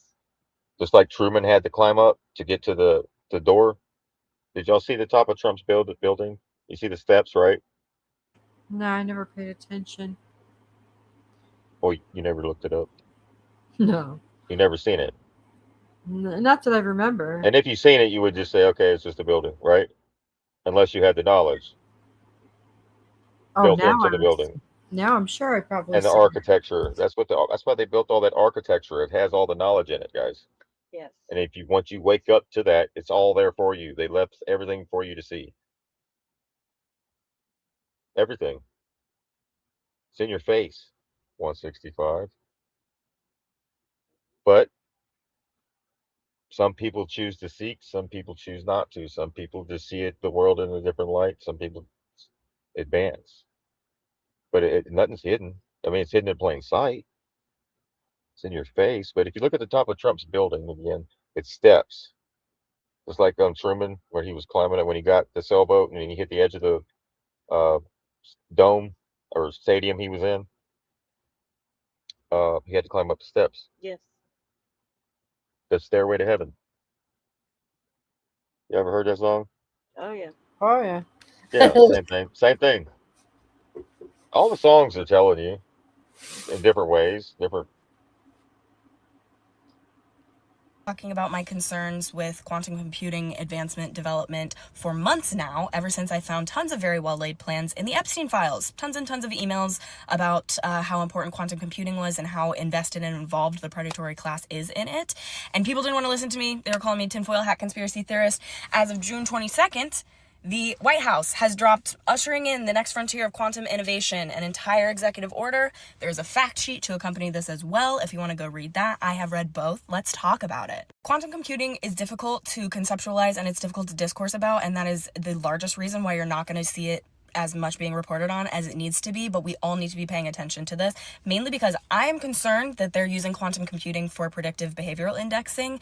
If they're not already doing it, then they are about to be doing it. And before all the engineers come in and go, you can't distill human behavior down into data, you are wrong. You're wrong. I am a communication major, and half of the education was how do you distill human behavior down into data. Any focus group you've ever gone into where they can go, these are the demographics, this is the group of 50 plus women that have had cancer. Many of the reasons they know that is, I mean, sometimes intake forms, but they can put together those demographics even without seeing people because every single human that has the internet has a consumer behavior profile on file for them. If you don't accept cookies on every single site you've ever gone to, they are taking your consumer data, they are selling it to other companies, and they're packaging it together to say, this is who this person is, this is how to advertise to them, and it's how companies will show you any advertisements on the internet and try to sell things to you. So the Trump administration has been pushing quantum development actually since 2018, first administration, and they are back to really be pushing it again. I've been concerned about it. All right, so real quick, she was talking about the ads on there. I want to talk about this real quick. Don't accept cookies on every. I was looking up a way to run a regular, window unit on a solar battery bank.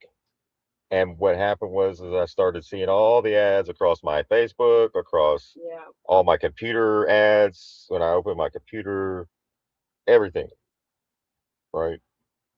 Tailored to what I looked up. All across the Facebook, I mean, they're all taking it. So that's what cookies is. Yes. Right. It takes bits of your information. Right. Because we live in a consumer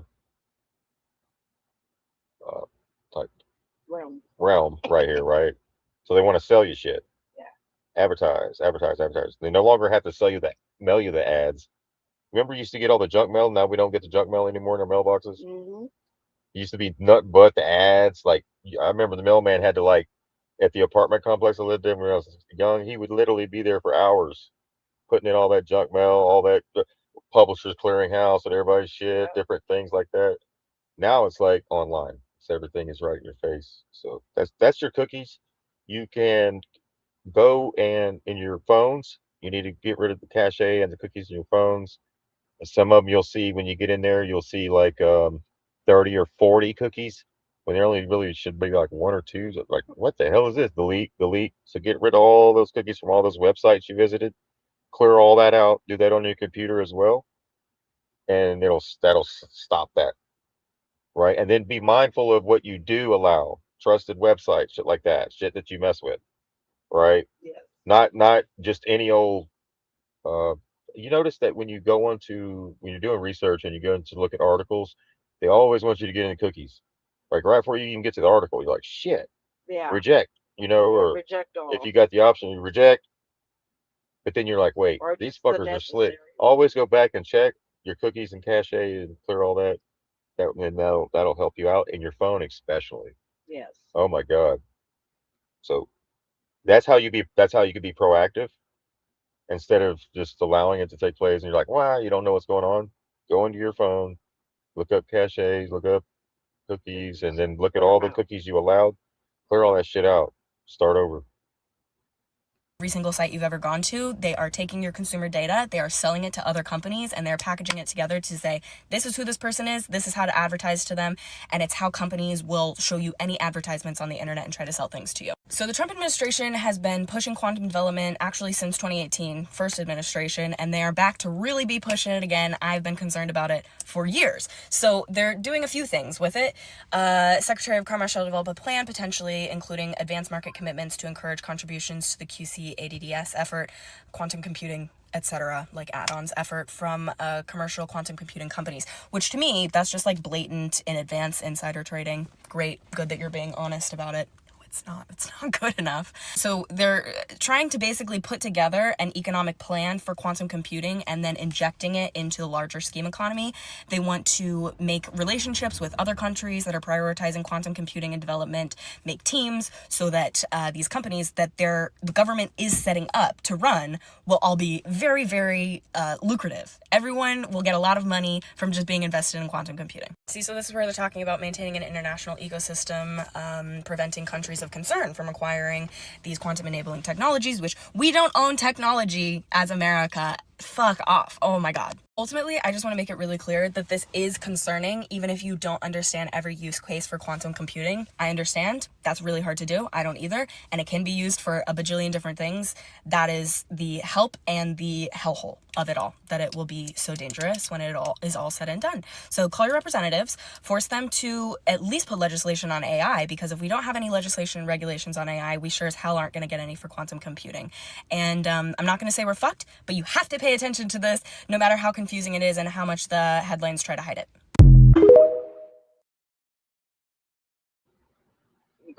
Like you go into the quantum stuff, it goes deep. You're like, oh, Really shit deep, balls. and there's different fractions of quantum. There's all these different quantums because it's so in depth that You're going from zeros and ones, but we're quantum. binary. We're quantum. What they're trying to do is copy what we are into a computer, A DT. so that they can control. Yeah, a DT. Right. So they can control it. And I'm Right. not talking We about have Donald that Trump. naturally, automatically. Right. We have the inner universe inside of us. It's inside of us, projected onto the outside. But if they can take that and put it into something else, and then you go along with it, then you're going to get caught in that world. And be an NPC. That's and right. You'll just be a non-playable character in their game. In their game, you'll never. And you'll be never free. know who. You'll never realize who you are. Right.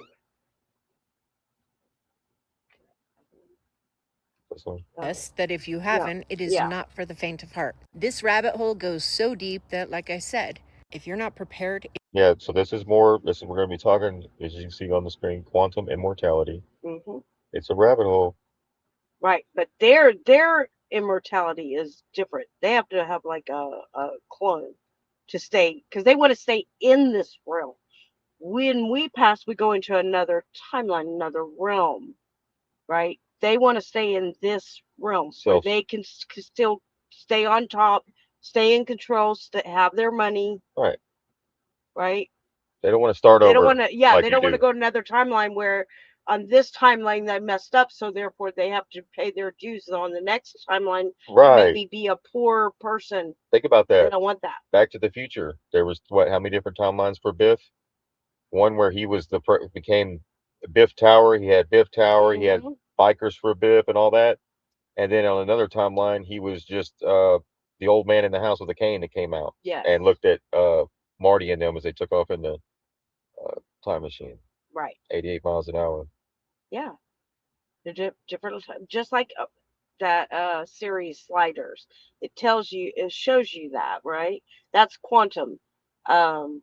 So and there's another one called Paper Dolls, where they change something within that timeline, which brings them to a better timeline. And in Back to the Future, or vice versa. And in Back to the Future, it was that magazine that had all the sports scores. Think about that. If you could go back, get all the or if you went to the future and got all the scores and went back into the past with it, then you would win. Think about that. You went into the future, got all the future scores, came back to the past, and then lived out your life, and you bet on those games. Like that. But you had the book, but you had to do it in a way, like who would have? You see what I'm saying? Yeah, like that. Who does the sports betting? That The video mafia, we right? watched about Trump when he had his casino.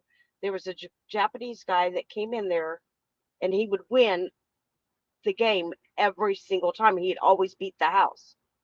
So he told his people to watch him because he knew he was a timeline jumper.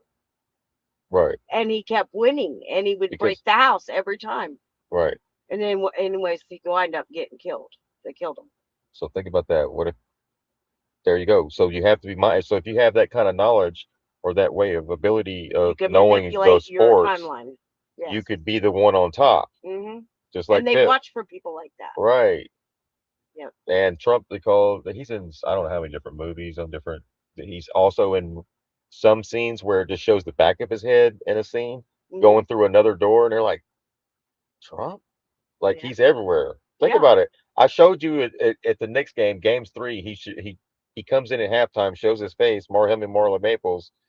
He just Yeah. kind of pops in everywhere, Mhm. and He's a timeline jumper, a shapeshifter. That's why they call him a shapeshifter. He can go into different bodies. all right, let me play this video. It's for entertainment purposes only. Not playing. I'm not here for entertainment. Here we go. Have you ever heard of quantum immortality? If you have, then you can attest that if you haven't, it is not for the faint of heart. This rabbit hole goes so deep that, like I said, if you're not prepared, it might be too much. But as somebody who has experienced it in my lifetime multiple times, I can attest that yes, in fact, it is very, very real. How do you know if you've experienced quantum immortality? Well, first things first, you would have had to have a near-death experience. And not just any near-death experience, one that nearly cannot be explained away why you survived, how you survived, and that you survived the unsurvivable. 33. Because that's a really good place to start.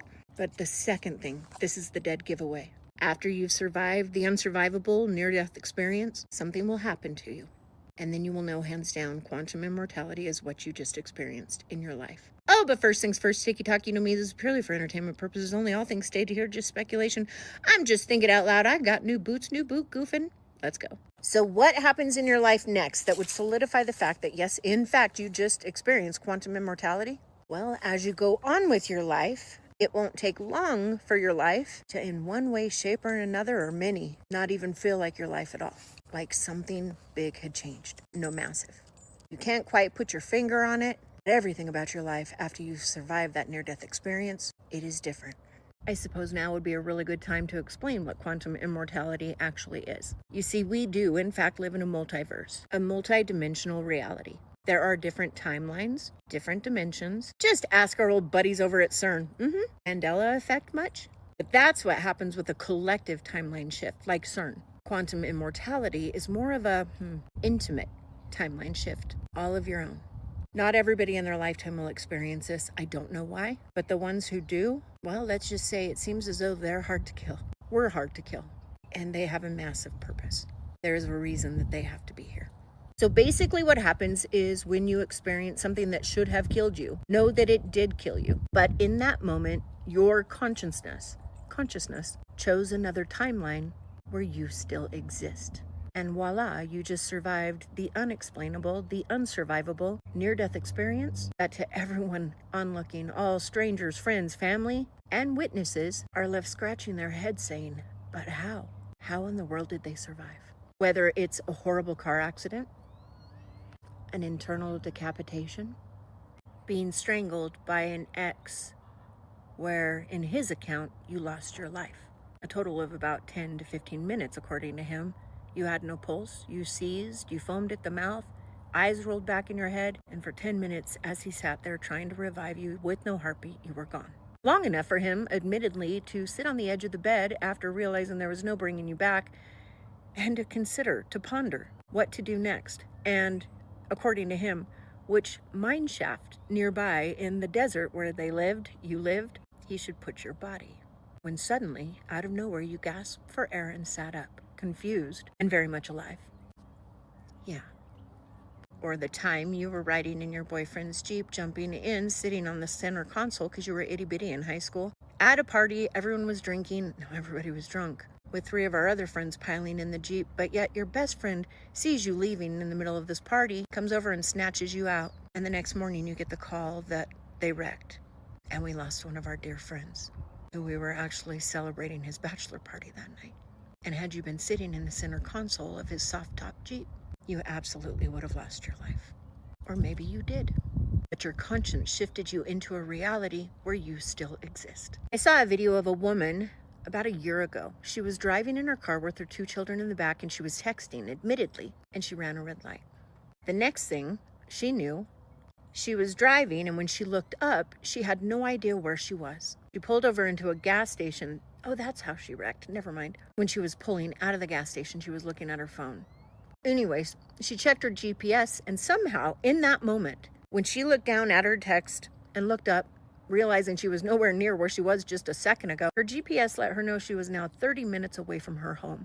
Confusing and bewildering her daughters and her, she pulled out of the gas station and got into a wreck. Not a bad one, but bad enough to land her and her daughters in the hospital. Yet still could not understand how she was 30 minutes away from where she was when she looked down. It's because she was hit in that dimension, in that reality. And consciously, they moved to a reality where they still survived. This is quantum immortality. With each of my near-death experiences, I mean, who has an internal decapitation and gets to tell about it? This girl.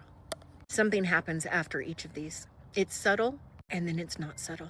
Because suddenly you notice everything about your life and who you were and everything and everyone around you, it's changed.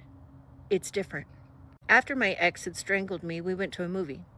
This was back in 2000. There was no cell phone. I didn't have a cell phone. And remember, we lived out in the middle of the desert, so we didn't even have cable TV. I had never seen a preview of this movie. We went to go watch it. And about 5 minutes into it, I said, I've seen this before. He's like, there's no way. It's a brand new release. It just came out in the theater. I'm like, but I have. Oh, it was driving me crazy. And he wasn't the nicest of guys. He was like, shh. I said, no, I have seen this. I explained there would be a dog. The dog's name would be this. This would happen to the main character. And then this would happen. I explained the entire movie to him, even the ending. And as that movie continued and played out, it played out exactly how I had described. And neither of us could explain why. I'd never even seen a preview of the movie. It was his choice to go see it. And every chance I got when there were previews on, if I was at my mom's house or I was back at my house in Elko and I had TV, none of the previews showed the dog. None of the previews showed anything I knew. That is a surefire sign of quantum immortality and a timeline shift. After my major spinal surgery and the internal decapitation none of us were expecting that occurred, when I got home, sure, my life was going to be different. I have a 7-level posterior anterior fusion holding my head on now, but there was something different about it. I couldn't put my finger on it, and it was driving me nuts. You see, before my surgery, I live in a small town and I know everybody. My best friend Andy and my husband refused to go to the store with me because going in for one item, what would take 5 minutes usually would take an hour, hour and a half. Everywhere I went, I knew everybody. We used to joke that I was the unofficial mayor of the town. No, and I mean, I knew everybody, and I would stop and talk to everybody. Uncle Mike got a new rule, well, he had it, that if the wheels on the cart stopped, he was going to the car. So if I saw somebody, I'd say, walk. That was it. Oh, that was it. Yeah. Yeah, right in the middle of, man, I was wanting to find out what was with the cart. Right. So if anyone's had a near-death experience, then you know what she's talking about, right? Right. Everything seems strange after that. Like almost like you're being pushed into a timeline that you're supposed to be on, but you're still attached to the old timeline a little bit. And so you gradually get shifted, sometimes dramatically, into another one. And you definitely know.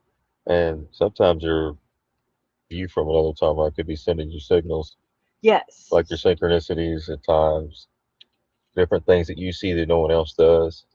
Yes. The little stuff that you pick up on that no one else would even can even fathom. And you'll go Can't. through Go ahead. these different phases. It feels like you're in the twilight zone, right? Between Nothing makes sense until it does, and that I think is the in between. in between the Because I've experienced that 3 times. in between death and life, like spirit world, Yes. like the crickets and stuff aren't even Right. aren't making noises in the woods. Right. Everything's silent. Yeah. Like Dead silent. Right. That's why they call it dead silent. Like I got really ill when I was 9. I was hospitalized. I weighed 30 pounds when I went in. And I was in a hospital room all by myself for months. My mom never ever came the entire time. I had those candy strippers that came and bring me candy, books and stuff like that. But it was weird. I remember that. It was very strange, and it I would felt like be I was the weirded out. only one in the hospital. I would feel like I was in Candyland. Yeah, they used to have them where they come in and they read you a book or, yeah, it was very strange. And then it was everything changed after that. Yeah, but I had other incidences also. Right. So we all had that situation where we're like, damn, how did I survive that shit? Right. And I ain't talking about a night of drinking. No, no, but some of my driving, some of my confrontations, like some of the stuff that, yeah, like that's why I love that Jesus driving video so much, because that's it. Yeah. Oh, the Jesus take the wheel, Yeah. like this one.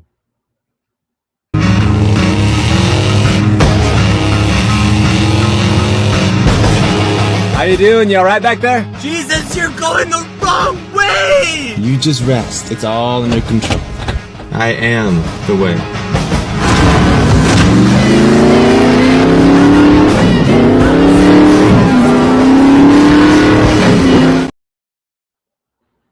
Like that. That's it.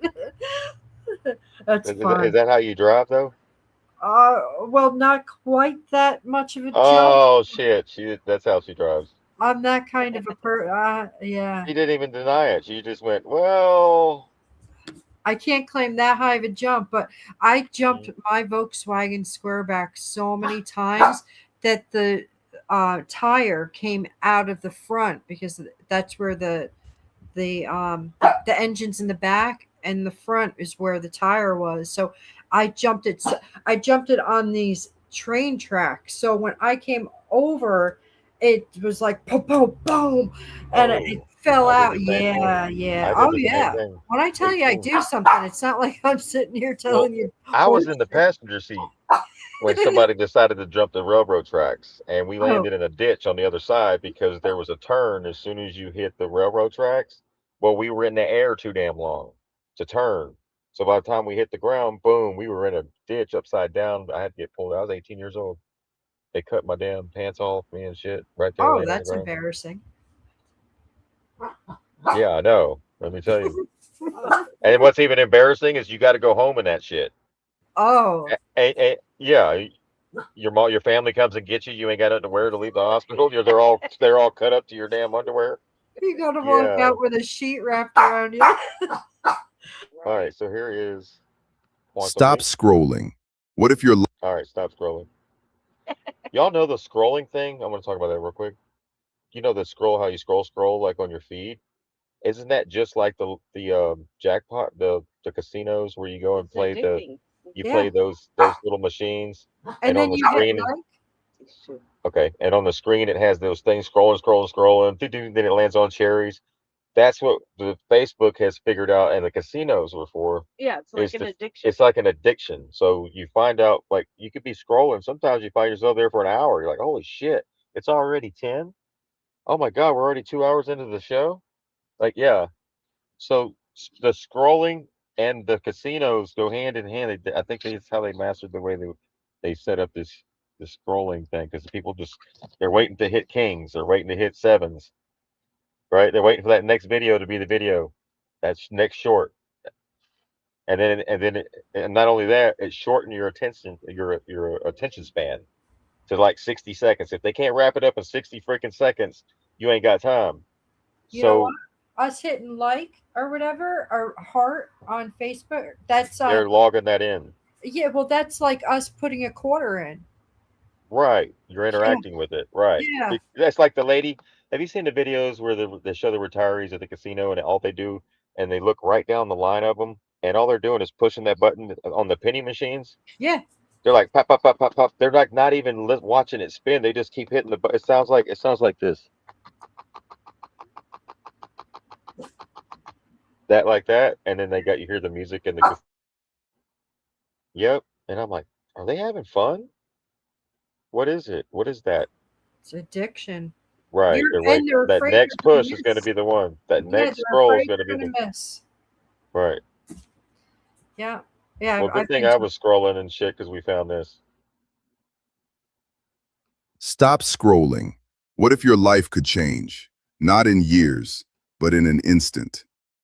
We think of life as a slow, linear progression, step by step, day by day. But the quantum world doesn't work that way. Electrons can leap instantly from one orbit to another, no steps in between. This is a quantum leap, and you can do the same. A quantum leap in your life is a sudden, dramatic shift in your reality. That defies logic. It happens when your internal energy, your beliefs, your thoughts, your emotions changes so profoundly that your old reality no longer fits. You literally shift to a new timeline, a new stream of potential, aligned with your new state of being. It's not about working harder. It's about transforming your energy so completely that a new life becomes your only possible reality.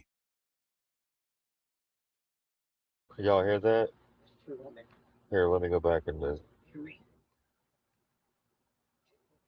State of being. It's not about working harder. It's about transforming your energy so completely that a new life becomes your only possible reality. Do you believe in quantum leap? That's like it. You know, if you were an alcoholic and you want to change your life, you can't. And you start to do that, and you make that shift in your life. Yes. You no longer want to hang out around the same people you hung around when you were drinking. Right. You're a different person. You're a different person. You're a new creator, new Shifted. creature. You take all the old things off and put on the new and become the new. It's the same thing in the Bible. And Yeah, every giant that you have to face in your life, whether it be no matter what addiction or whether it be TV, social media, drugs, prescriptions, whatever copes, whatever it is. right. It was the Bible's a esoteric Any uh, behavior. metaphors of you. Right. It's telling you clues in there, Right. but they put you on a They 3D level of they thinking told of you in that. a historical sense instead of Yes. a spiritual thing that that you need to do. Right. And right. Yeah. Because if you keep doing the same shit, you can't put old wine or new wine into old wineskins. Something's got to be. You see what I'm saying? So the vessel has to be new, become new, Yes. in order to get the new wine. Just gotcha. Yes. Here we go. It's Leaps. so same thing here, right? That's how you switch your timeline. You stop doing the subs. It's called repenting. Some people call it repenting. Stop doing the shit that you used to do, and the childish things. Like it says, when I was a child, I did childish things, right? Right. And then when you became a man, or much older, you did no longer do those things. Right. That's how you quantum leap, guys.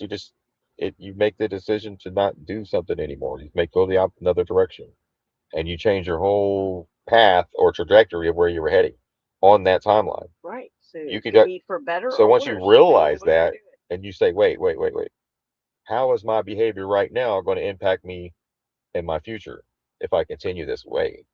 What I'm doing?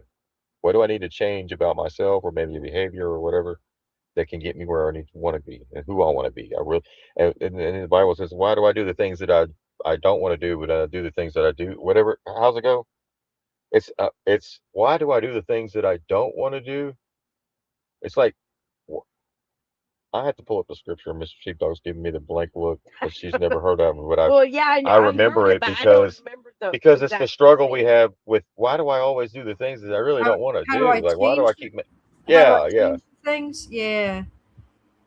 You have to consciously try to change, like you have to work on it. And then you know what I found is helpful is if you like I've never been an alcoholic, but like with Oh well, different hell, things you you ain't had fun. say, well, if you say, well, like with smoking, you're like, well, listen, I'm quitting. Like, and you quit and you think about it every now and then. You're like, yeah, I want to go back and try. And then you don't. But then one day you do. Like, you don't say never again, because when you say never again, you're setting yourself up to fail. That's what I think. So then the one day, like just recently that happened with me, I went and got some smokes and I got so sick. I was throwing up from them. So I let that devil win for once. Like, usually I'm real rough on the devil. I'm like, nah, man, I'm not doing it. But then because I never want to say never, because that really is like a mental torture. So that's why I was like, you know what? Let's just go teach yourself a lesson, you stupid bitch. So I did. So I went and got See how she some. talks And to herself? so Who is that other person that just called you an SB? I've called myself that. That's That's who what that is. happened. That's that fucker you're in a fight with, ain't it? And he's Yeah, kicking your ass. you stupid bitch. You need to That's put what. you need to put that in check.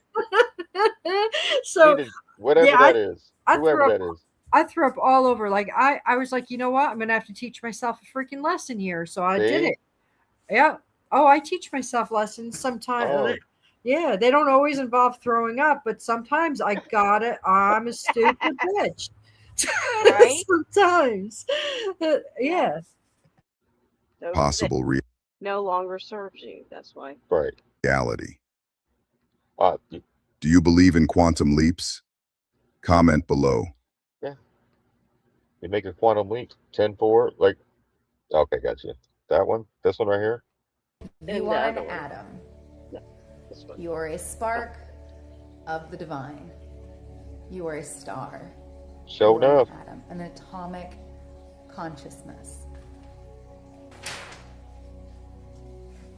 Into the womb of creation.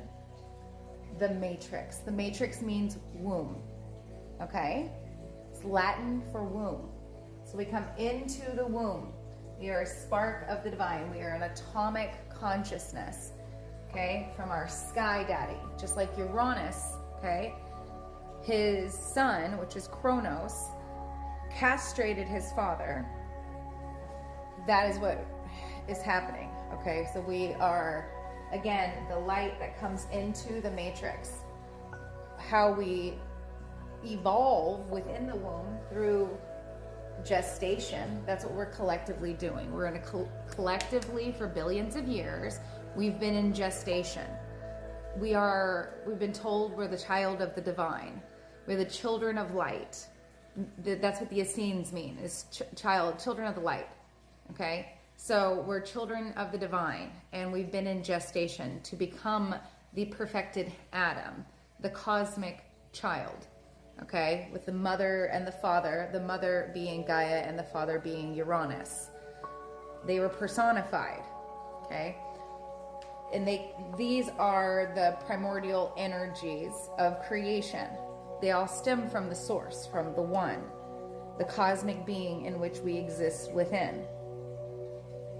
But we're in gestation, and that's what all of our evolutionary cycles have been about, or what we call resets. All right, it's been about the trimesters, okay, 3 trimesters in a pregnancy. So after the fall of Atlantis, then we had the 5th root race, the Aryan, and their subroot races. Then we had the 6th root race, the Tartarian, and their subroot races. And then now we are here as the final, the Pangaian, the seed of the all, which is the spirit, the celestial, and the man, or the beast, okay, coming together as one. The beast being the 666, or the animal primal mind, which is what the earth is. It's the animal kingdom. It's the 4th kingdom, animal kingdom. If you're unfamiliar with this is esoteric information.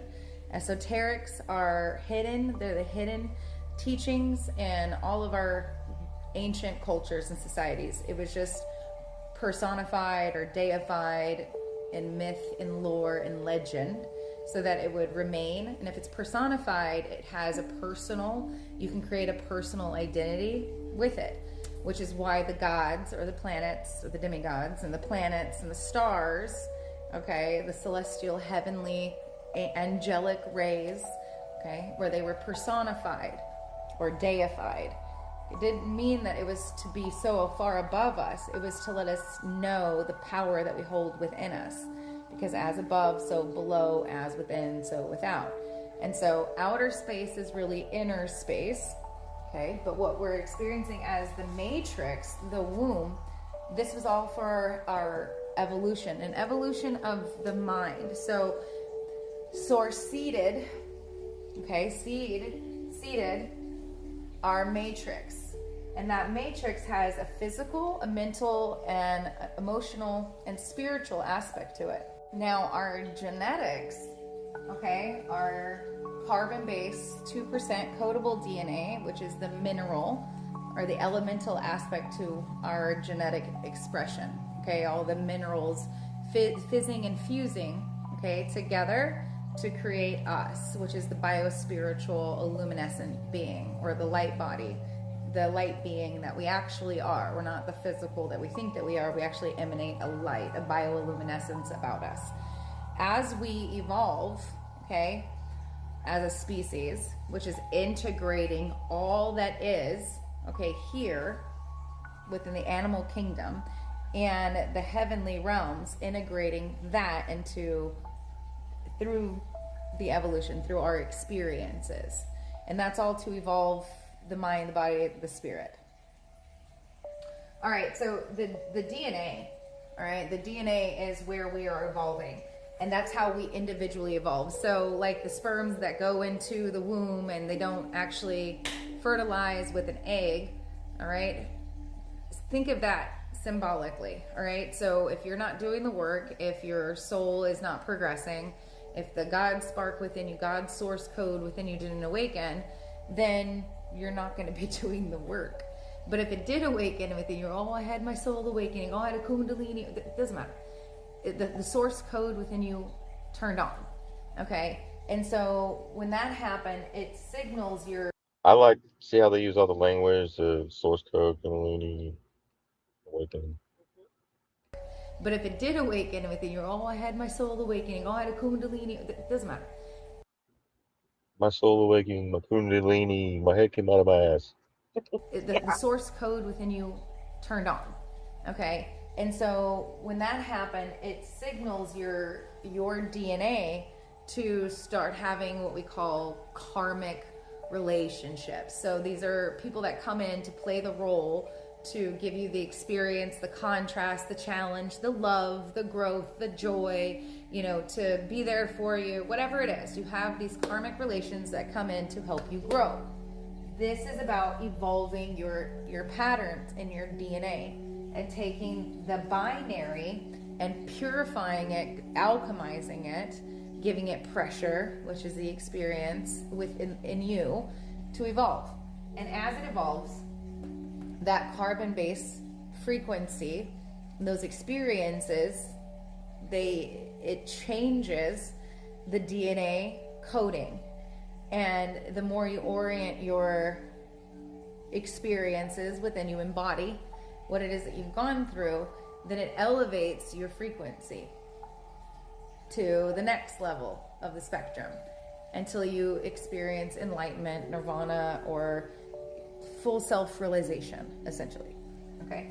And that's the stairway to heaven.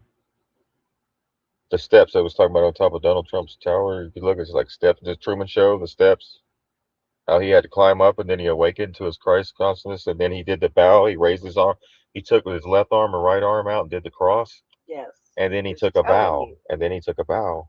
Down to the Christ. Right. He was talking to Christoph of that world.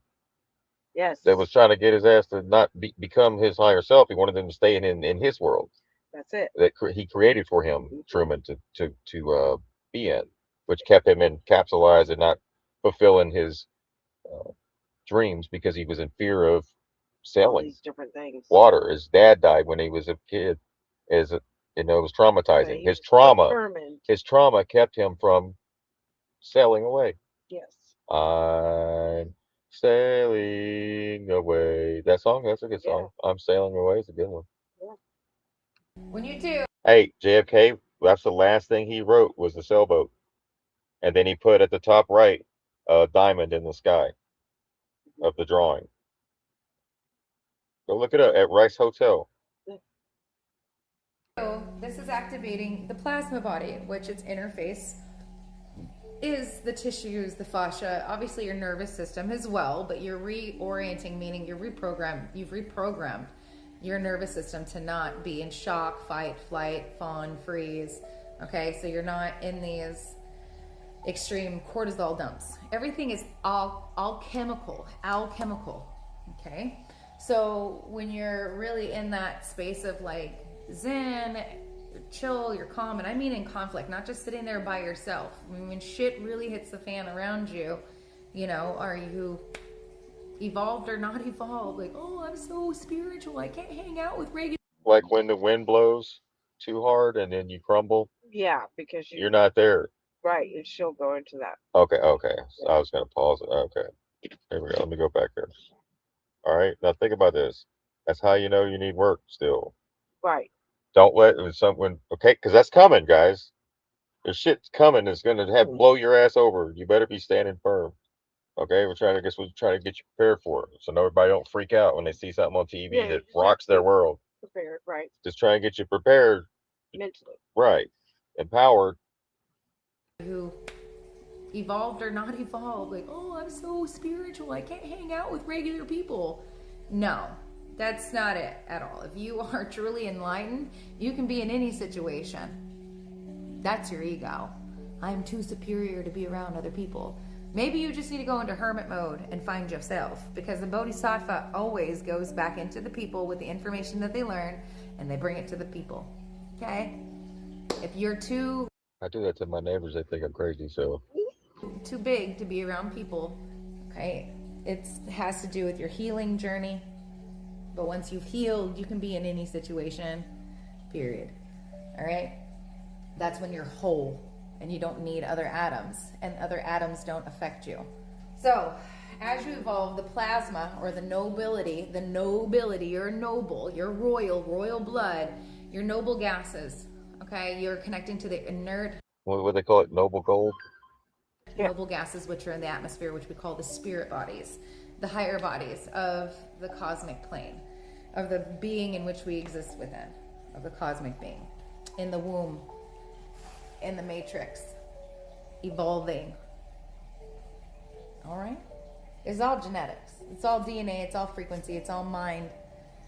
So what she's saying there is in the universe as well and within.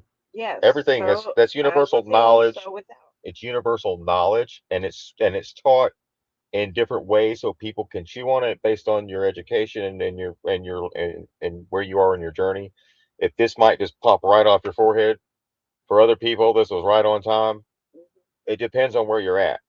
It may be that what you need to hear to make it all make sense of what everyone's trying to tell you, no matter what story they're trying to tell you and what manner they're trying to tell you, whether you're reading the Bible or you're listening to her or people like her that brings information like that. Yes.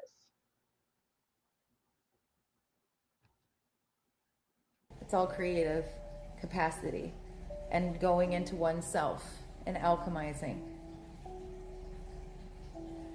That's what shifts us. That's what turns us into a whole being. The whole. When you remember that you're an atomic consciousness, that you're a star, and that this is the dream, this is also the Maya, the game, and you're here to be a co-creator in it, not controlled by it. There you go, not controlled by it. Yeah. Don't let the computer get on. You can use the computer, but don't let it use you, was what Brent said, right? Yes. You can get it on the computer, but don't let it get on you. Right. You're going to learn a lot. You can learn a lot. Right.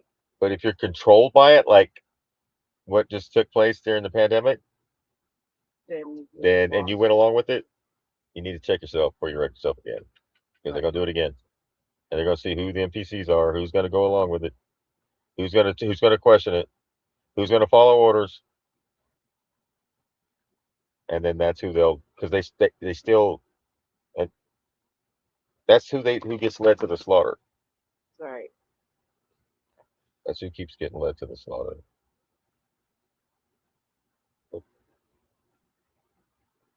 So was that it? Yeah, that's it on that one. Yeah, so that's why they say be careful who you follow.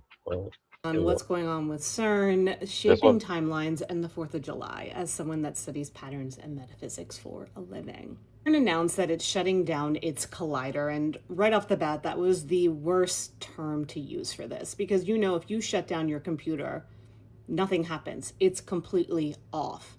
However, if your computer or your phone is getting an upgrade, your phone is off, but what is it doing? Recalibrating.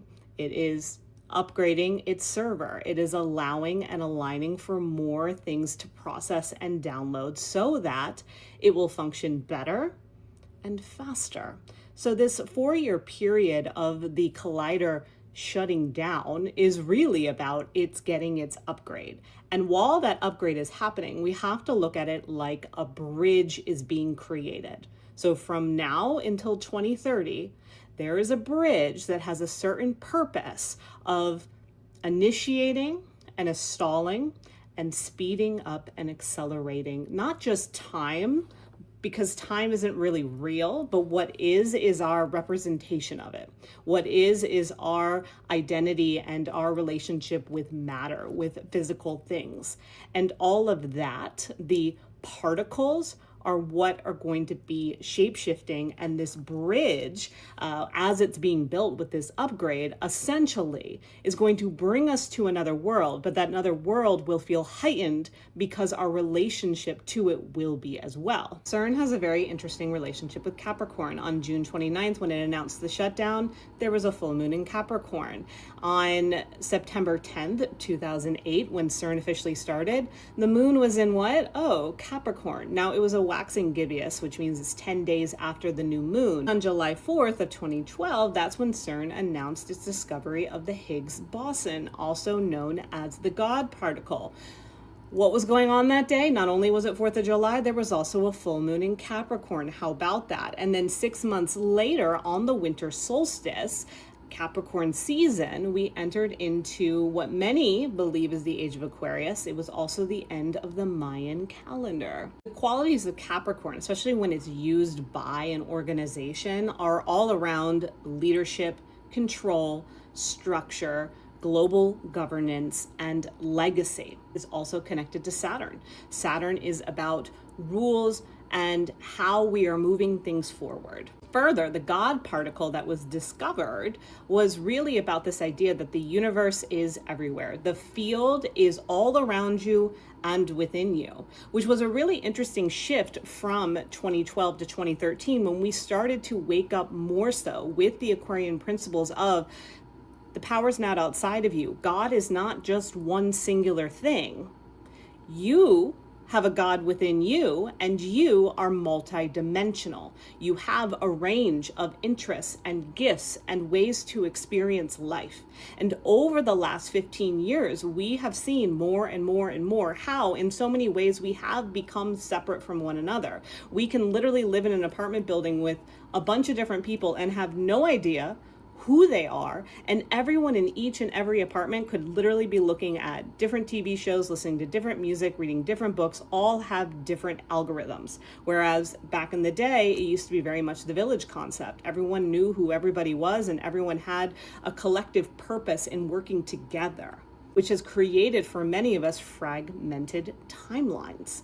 And that's why we're starting to see, like, you're living your life this way, I'm living my life that way, and we're also waking up more and more to that understanding, to that knowing that if CERN has this figured out, maybe we can have it figured out too. And then in some ways, it does make us all feel we're running our own separate Truman shows as a result. Really interesting duality happening where technology is helping us see that we actually have multiple interests and we all kind of live in our own different worlds. And is that the intent? Is that the purpose of this timeline, of this era that we chose to be here in this earth? And are we not just moving towards a new earth, but are we really moving to multiple versions of earth? And CERN is clearly on to that. And they are fragmenting timelines with a lot of the work that they're doing. That's why we see things like the Mandela effect. That's why timelines that have been expired, when we look back, we remember them differently. and it's hard to tell what is the truth, what isn't. I think that's why as humans we grasp to the past and nostalgia. That's why we make sure that movies and fashion come back around again to remind us of what life used to be like, so we don't completely lose that connection. We don't become so out of touch as we shape the new way forward, because our beings only know right here, right now. Technically, none of this is real. Technically, time isn't really something that can be calculated. And so if all we know is right here, right now, then we can pull from the past, we can lean into the future. But if we forget the past entirely, or if it's taken from us, then our future is just shaped from nothingness. And I believe that that's something that they're playing with, so to speak. I believe that CERN is literally using their technology to deorganize our collective as a way for them to, I don't think it's all meant to be harmful, but I do think it's science and experimentation sometimes puts humanity and integrity on the back burner. So we bring in the 4th of July. So again, 4th of July, 2012, right before the Aquarian age, the Mayan calendar ended. CERN discovered the God particle. Here we are again, 4th of July. But this time we are acknowledging 250 years since the Declaration of Independence was signed. Now, Pluto and Capricorn, there's our friend Capricorn again, they were together from January of 1762 until winter solstice of 1788. During that window, the Declaration of Independence was signed. Why was it signed?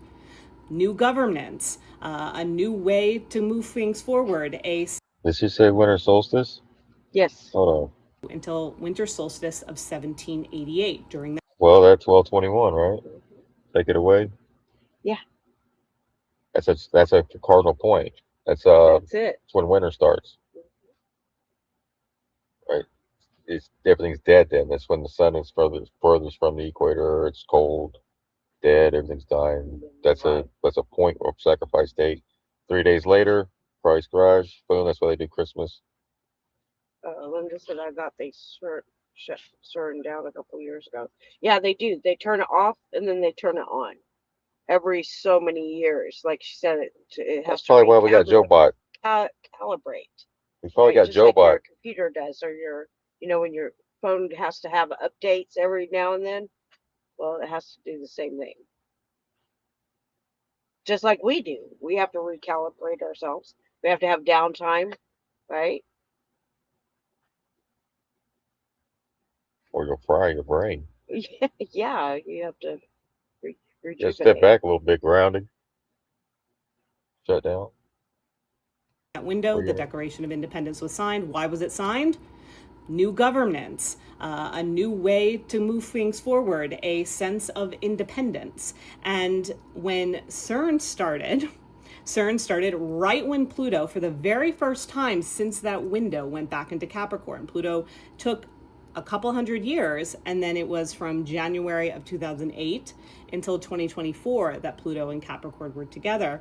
That's when CERN started its legacy projects. How in so many ways life is trying to show us, the individual, how to move forward, how to be independent of anyone, anything else, even God itself, because what we're also recognizing that God isn't just you, God is a multiverse, and so are you. And so the more that we open up to those perspectives, the more we actually have a sense of self if we allow the space for it to formulate. However, coinciding with that is a lot of restrictions and powers that be that don't necessarily want us to know that and want to keep things in that more singular format. And I believe that that's what some of this technology plays into. What I see over these next 4 years, especially with it replaces God. Right, like she said. It replaces your connection to 5D. It takes away that. You'll never get 5D. You'll be in the digital AI asking AI God, AI Jesus, the way. Right. You got to find your way. Like Yahweh. she said, the powers to be have their own plans. They're using this shutdown time to do theirs as well. You're supposed to be doing yours, right? Do yours. They're up there. Or go into their world. They're reloading their magazines. The astrology that's happening in 2026 is we're in this. Yeah, you're like in a gunfight. They're reloading their magazines, and you got a chance to Right. Real period of renaissance. We're in this period of, it is all collapsing and falling apart, but not in a way that you should fear. Fear is not going to manifest in the way that you think.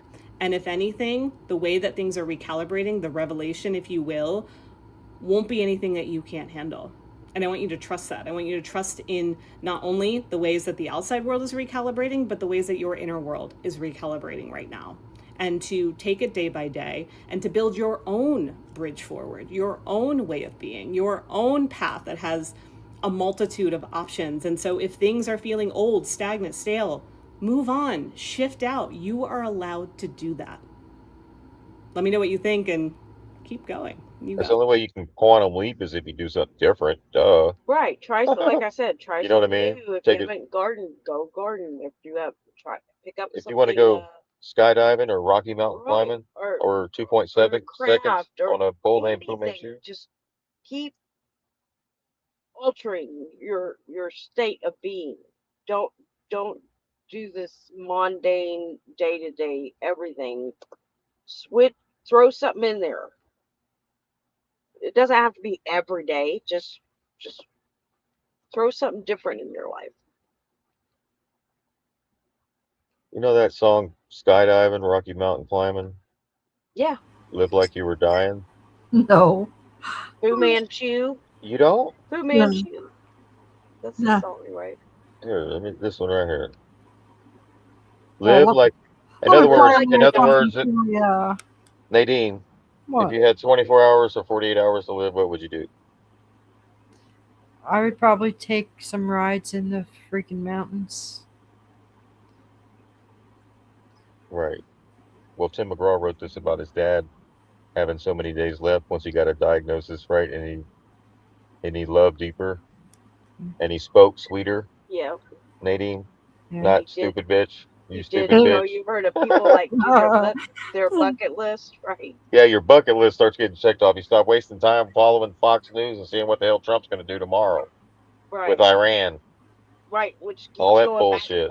back and forth. Peace. No, we're bombing them. No, we're at peace. No, we're bombing them. No, we're at peace. No, we're bombing them. We're at peace. No, we're bombing them. It's craziness. What the hell are they talking?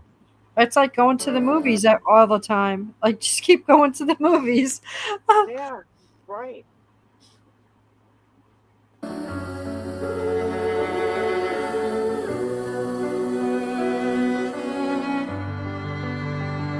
You said I was in my early 40s with a lot of life before me, when a moment came that stopped me on a dime.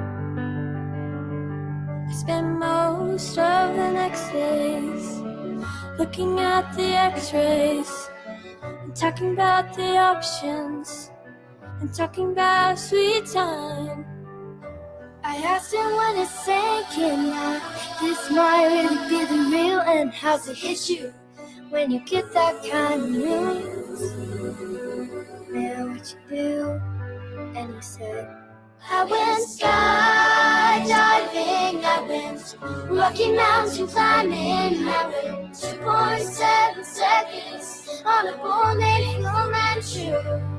And I loved deeper and I spoke sweeter and I gave forgiveness I've been denied. And he said, someday I hope you get the chance to live like you would die. Live like you were dying.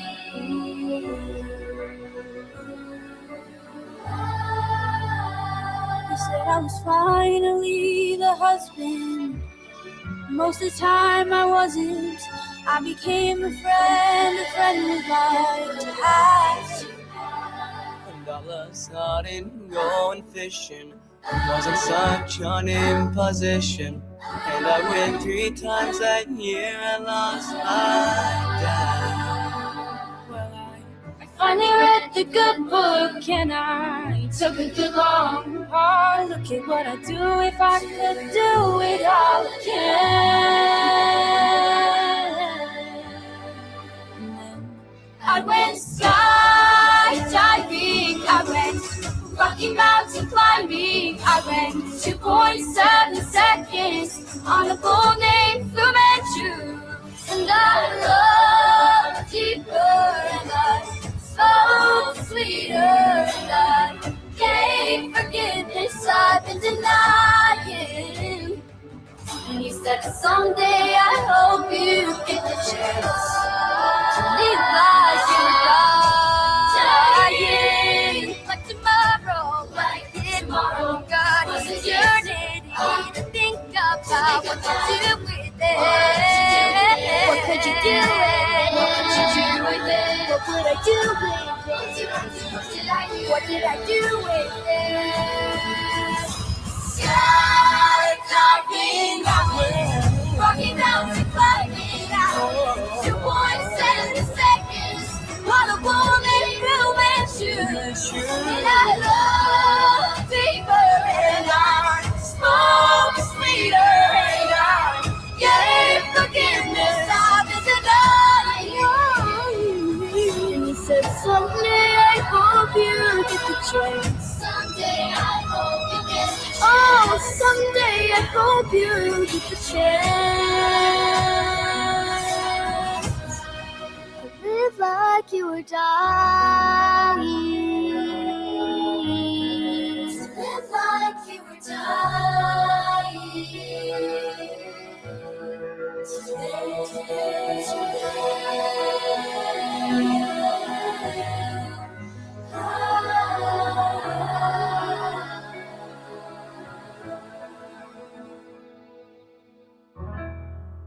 That song, Nadine. Yeah, that's awesome. Then he's gonna go hiking tomorrow. Yeah. Hey guys, don't go skydiving and hit, and then the parachute doesn't open up. I'm not responsible for that one. Screw skydiving. Yeah, it's actually Rocky Mountain very climbing? invigorating. I'll take Miss Sheepdog's Yeah. story. She jumped out of a plane that had no problems. No, it sounded like it. Now, if the plane was sputtering, don't get me wrong. No, I don't want to. The plane was like little, and it shook and it creaked all the way up there. I was like, "Oh my God, are you serious?" Oh my God, I think she's still having flashbacks. Are we gonna get high enough before we have to jump? Man was sitting there, and he turned to me. He looked a burly big guy, and he said, "Are you scared?" And I said, "A little bit." And he said, "I am." I was like shocked. He didn't look like he'd be scared of nothing. He was scared to death, right? But when I hit the ground, I was like, "Whoa!" When I hit the ground. I love it. That was awesome because it was once you went over the initial scary part, it was, and then the guy. Well, she had no option. Miss Sheepdog had no. She was strapped to somebody. Yeah, the guy that did tandem, he went around, and you could see he's like, "Look how beautiful everything is," and it was gorgeous, but it felt like you were. It didn't feel real. It felt like you were watching a movie or something. And he said, "Well, since you're relaxed, I'm going to take you around one more time." And we went around the area the whole time, and I was like, "Wow, this is so." It was unbelievable, and it was beautiful. And then I got to the ground, but I was like, "Could I do it again?" I don't think so, but it was an awesome experience. Sometimes you just gotta jump. Just go for it. Yeah. I mean, it was something else. I'll tell you that. Well, I tried the skydiving thing in Pensacola, and then I was looking at the weather the night before, and I backed out. Oh. I lost my money and everything. You know when you put the deposit on it? Oh yeah, that's another thing. I went in a group of. I was okay. I was like, that's worth a couple $100. I'm still alive. I went in a group of 15, and to be able to get that discount, everyone got a discount if you got a bigger group. So I couldn't back out. Well, I could have, but then they pissed at me. So it was like peer pressure. And then you watch these videos before you go. You have to watch videos and take a test, and it tells you all these things that could happen. Like, you're shooting, couldn't pull, and then this is their other option. If you throw up, don't lean this way so it doesn't go in your guy's face, the tandem behind you. All these different things. You're like, oh my God. and then you have to sign a stack of papers Holy shit. after watching all that to make sure they don't get sued for anything that could happen to you.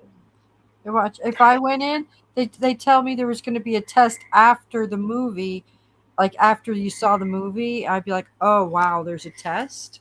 Like Yeah. you know that I didn't pay any attention to the movie. There's a test. Yeah, you have to take it, and then you have to sign your life away, basically. And then, yeah, I don't know. For me, I can't put.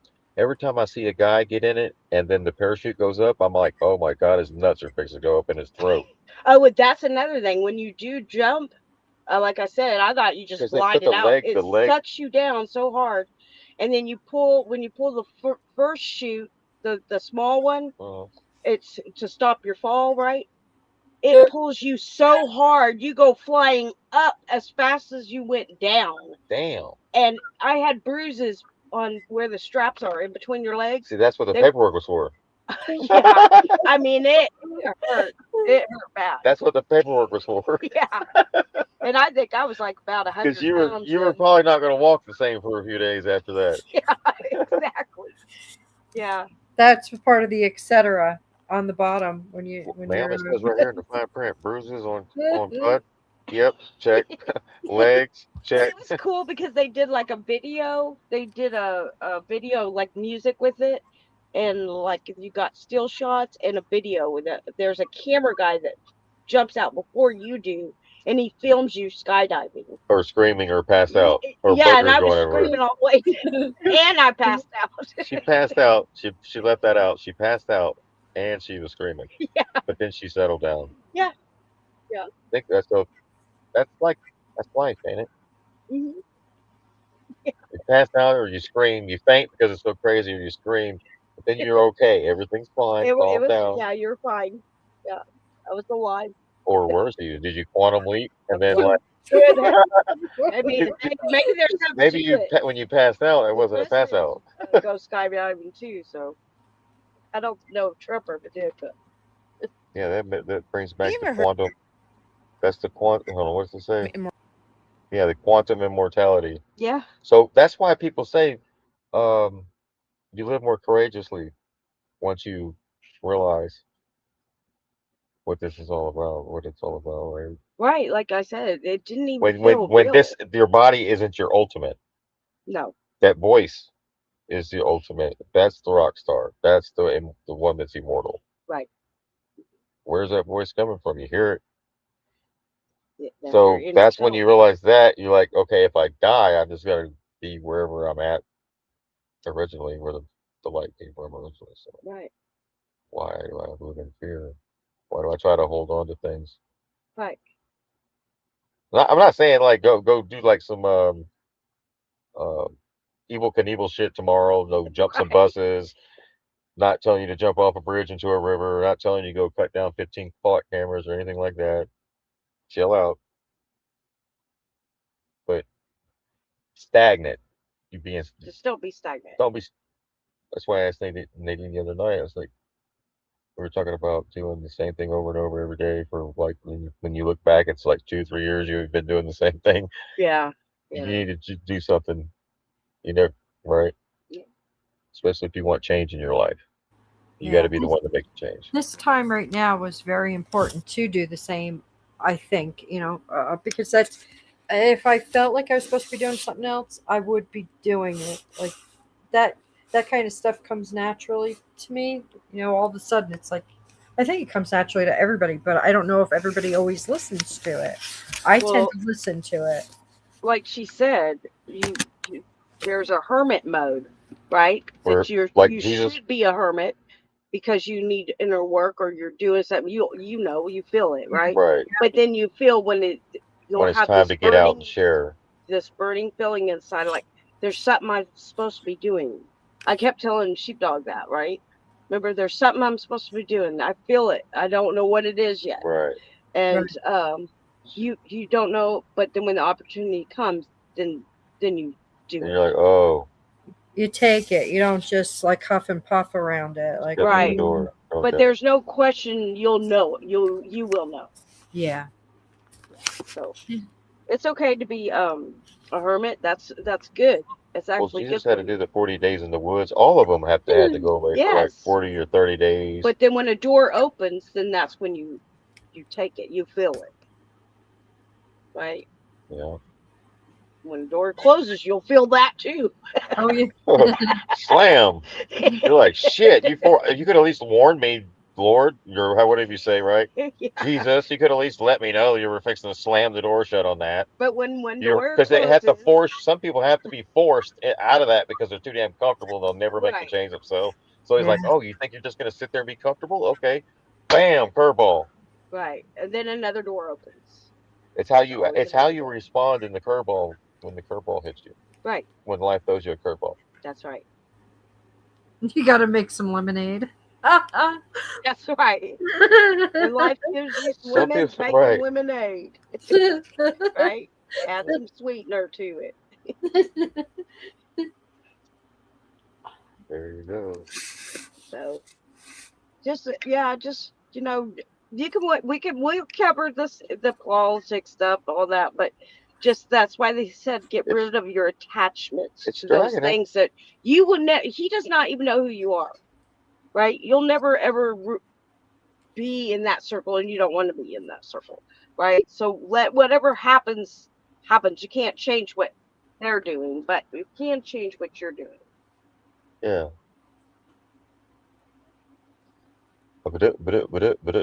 That's all, folks. That's all, folks. Thank you. Good We'll night, see everybody. you. 7:10. Yeah. We'll see you Friday and Saturday. Copper bracelets going out in the morning. I have about 10 of them in there piled up. Yeah. We've been doing other things around the house, and so And puppies. and puppies and all And the other that's stuff. a lot of I've work. been doing them as I can get them in. So I've been stacking them. I got like 7 or 8, maybe 10. So if you've gotten a copper bracelet or a copper cuff or anything from me, I'll be shipping that out tomorrow. Right. So no sooner does he get done making them, you go and turn around and have another raffle. Right. Yeah, I know. Well, and the raffle is today's the 8th, right? Yeah, the raffle is July 11th, so you can still have time to get tickets. Yeah, you better hurry up, sheepdog. Get them out. You're going to be back to work. That's all good. Keeps me busy. Right. Or I actually enjoy it. So it's not work and it's not a job. I like to do it. Yeah. So that's where, you know what I mean? Yep. I'm not just clocking in somewhere. It's actually kind of enjoying. You get to create something out of it, And like I got like 5 bracelets on right now. That's good. Yeah. Yeah, I got one on each arm. All right, guys, we're out. Have a good one. Good night, everybody. Love and light. Love, peace, and chick grease.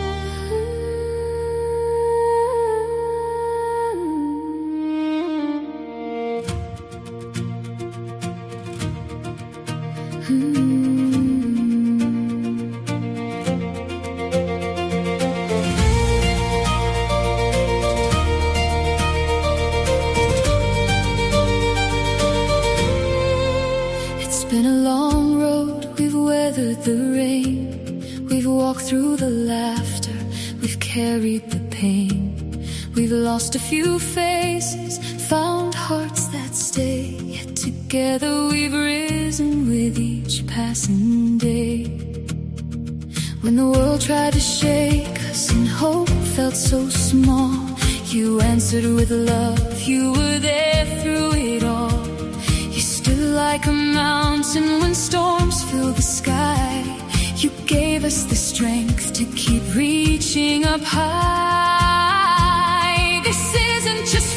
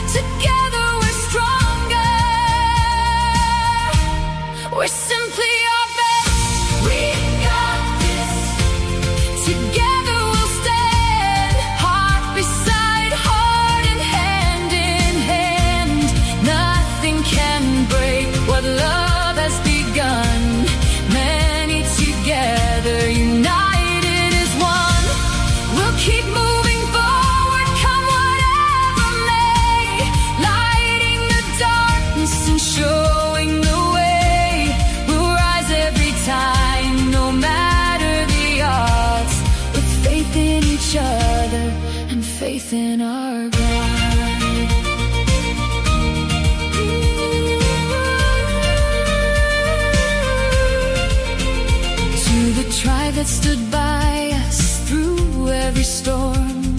You wrapped us in hope. You kept our hearts warm. The love that you gave can never repay, but we'll carry your kindness each step of the way. Every prayer that you whispered, every shoulder you gave, helped us keep fighting, helped us be brave. You reminded our hearts when the road felt too tough that love is the treasure and love is enough. We got this, our voices are strong. Together's where every heart belongs. We'll lift one another, we'll answer the call. United in spirit, together through all. This journey continues, our story's not done. The best chapters yet are still to come. With grateful hearts, we'll proudly say we got this together every single day. So here's to the tribe, the family we found, with hearts full of hope and feet on the ground. Thank you for walking this journey so true. We are stronger because of you.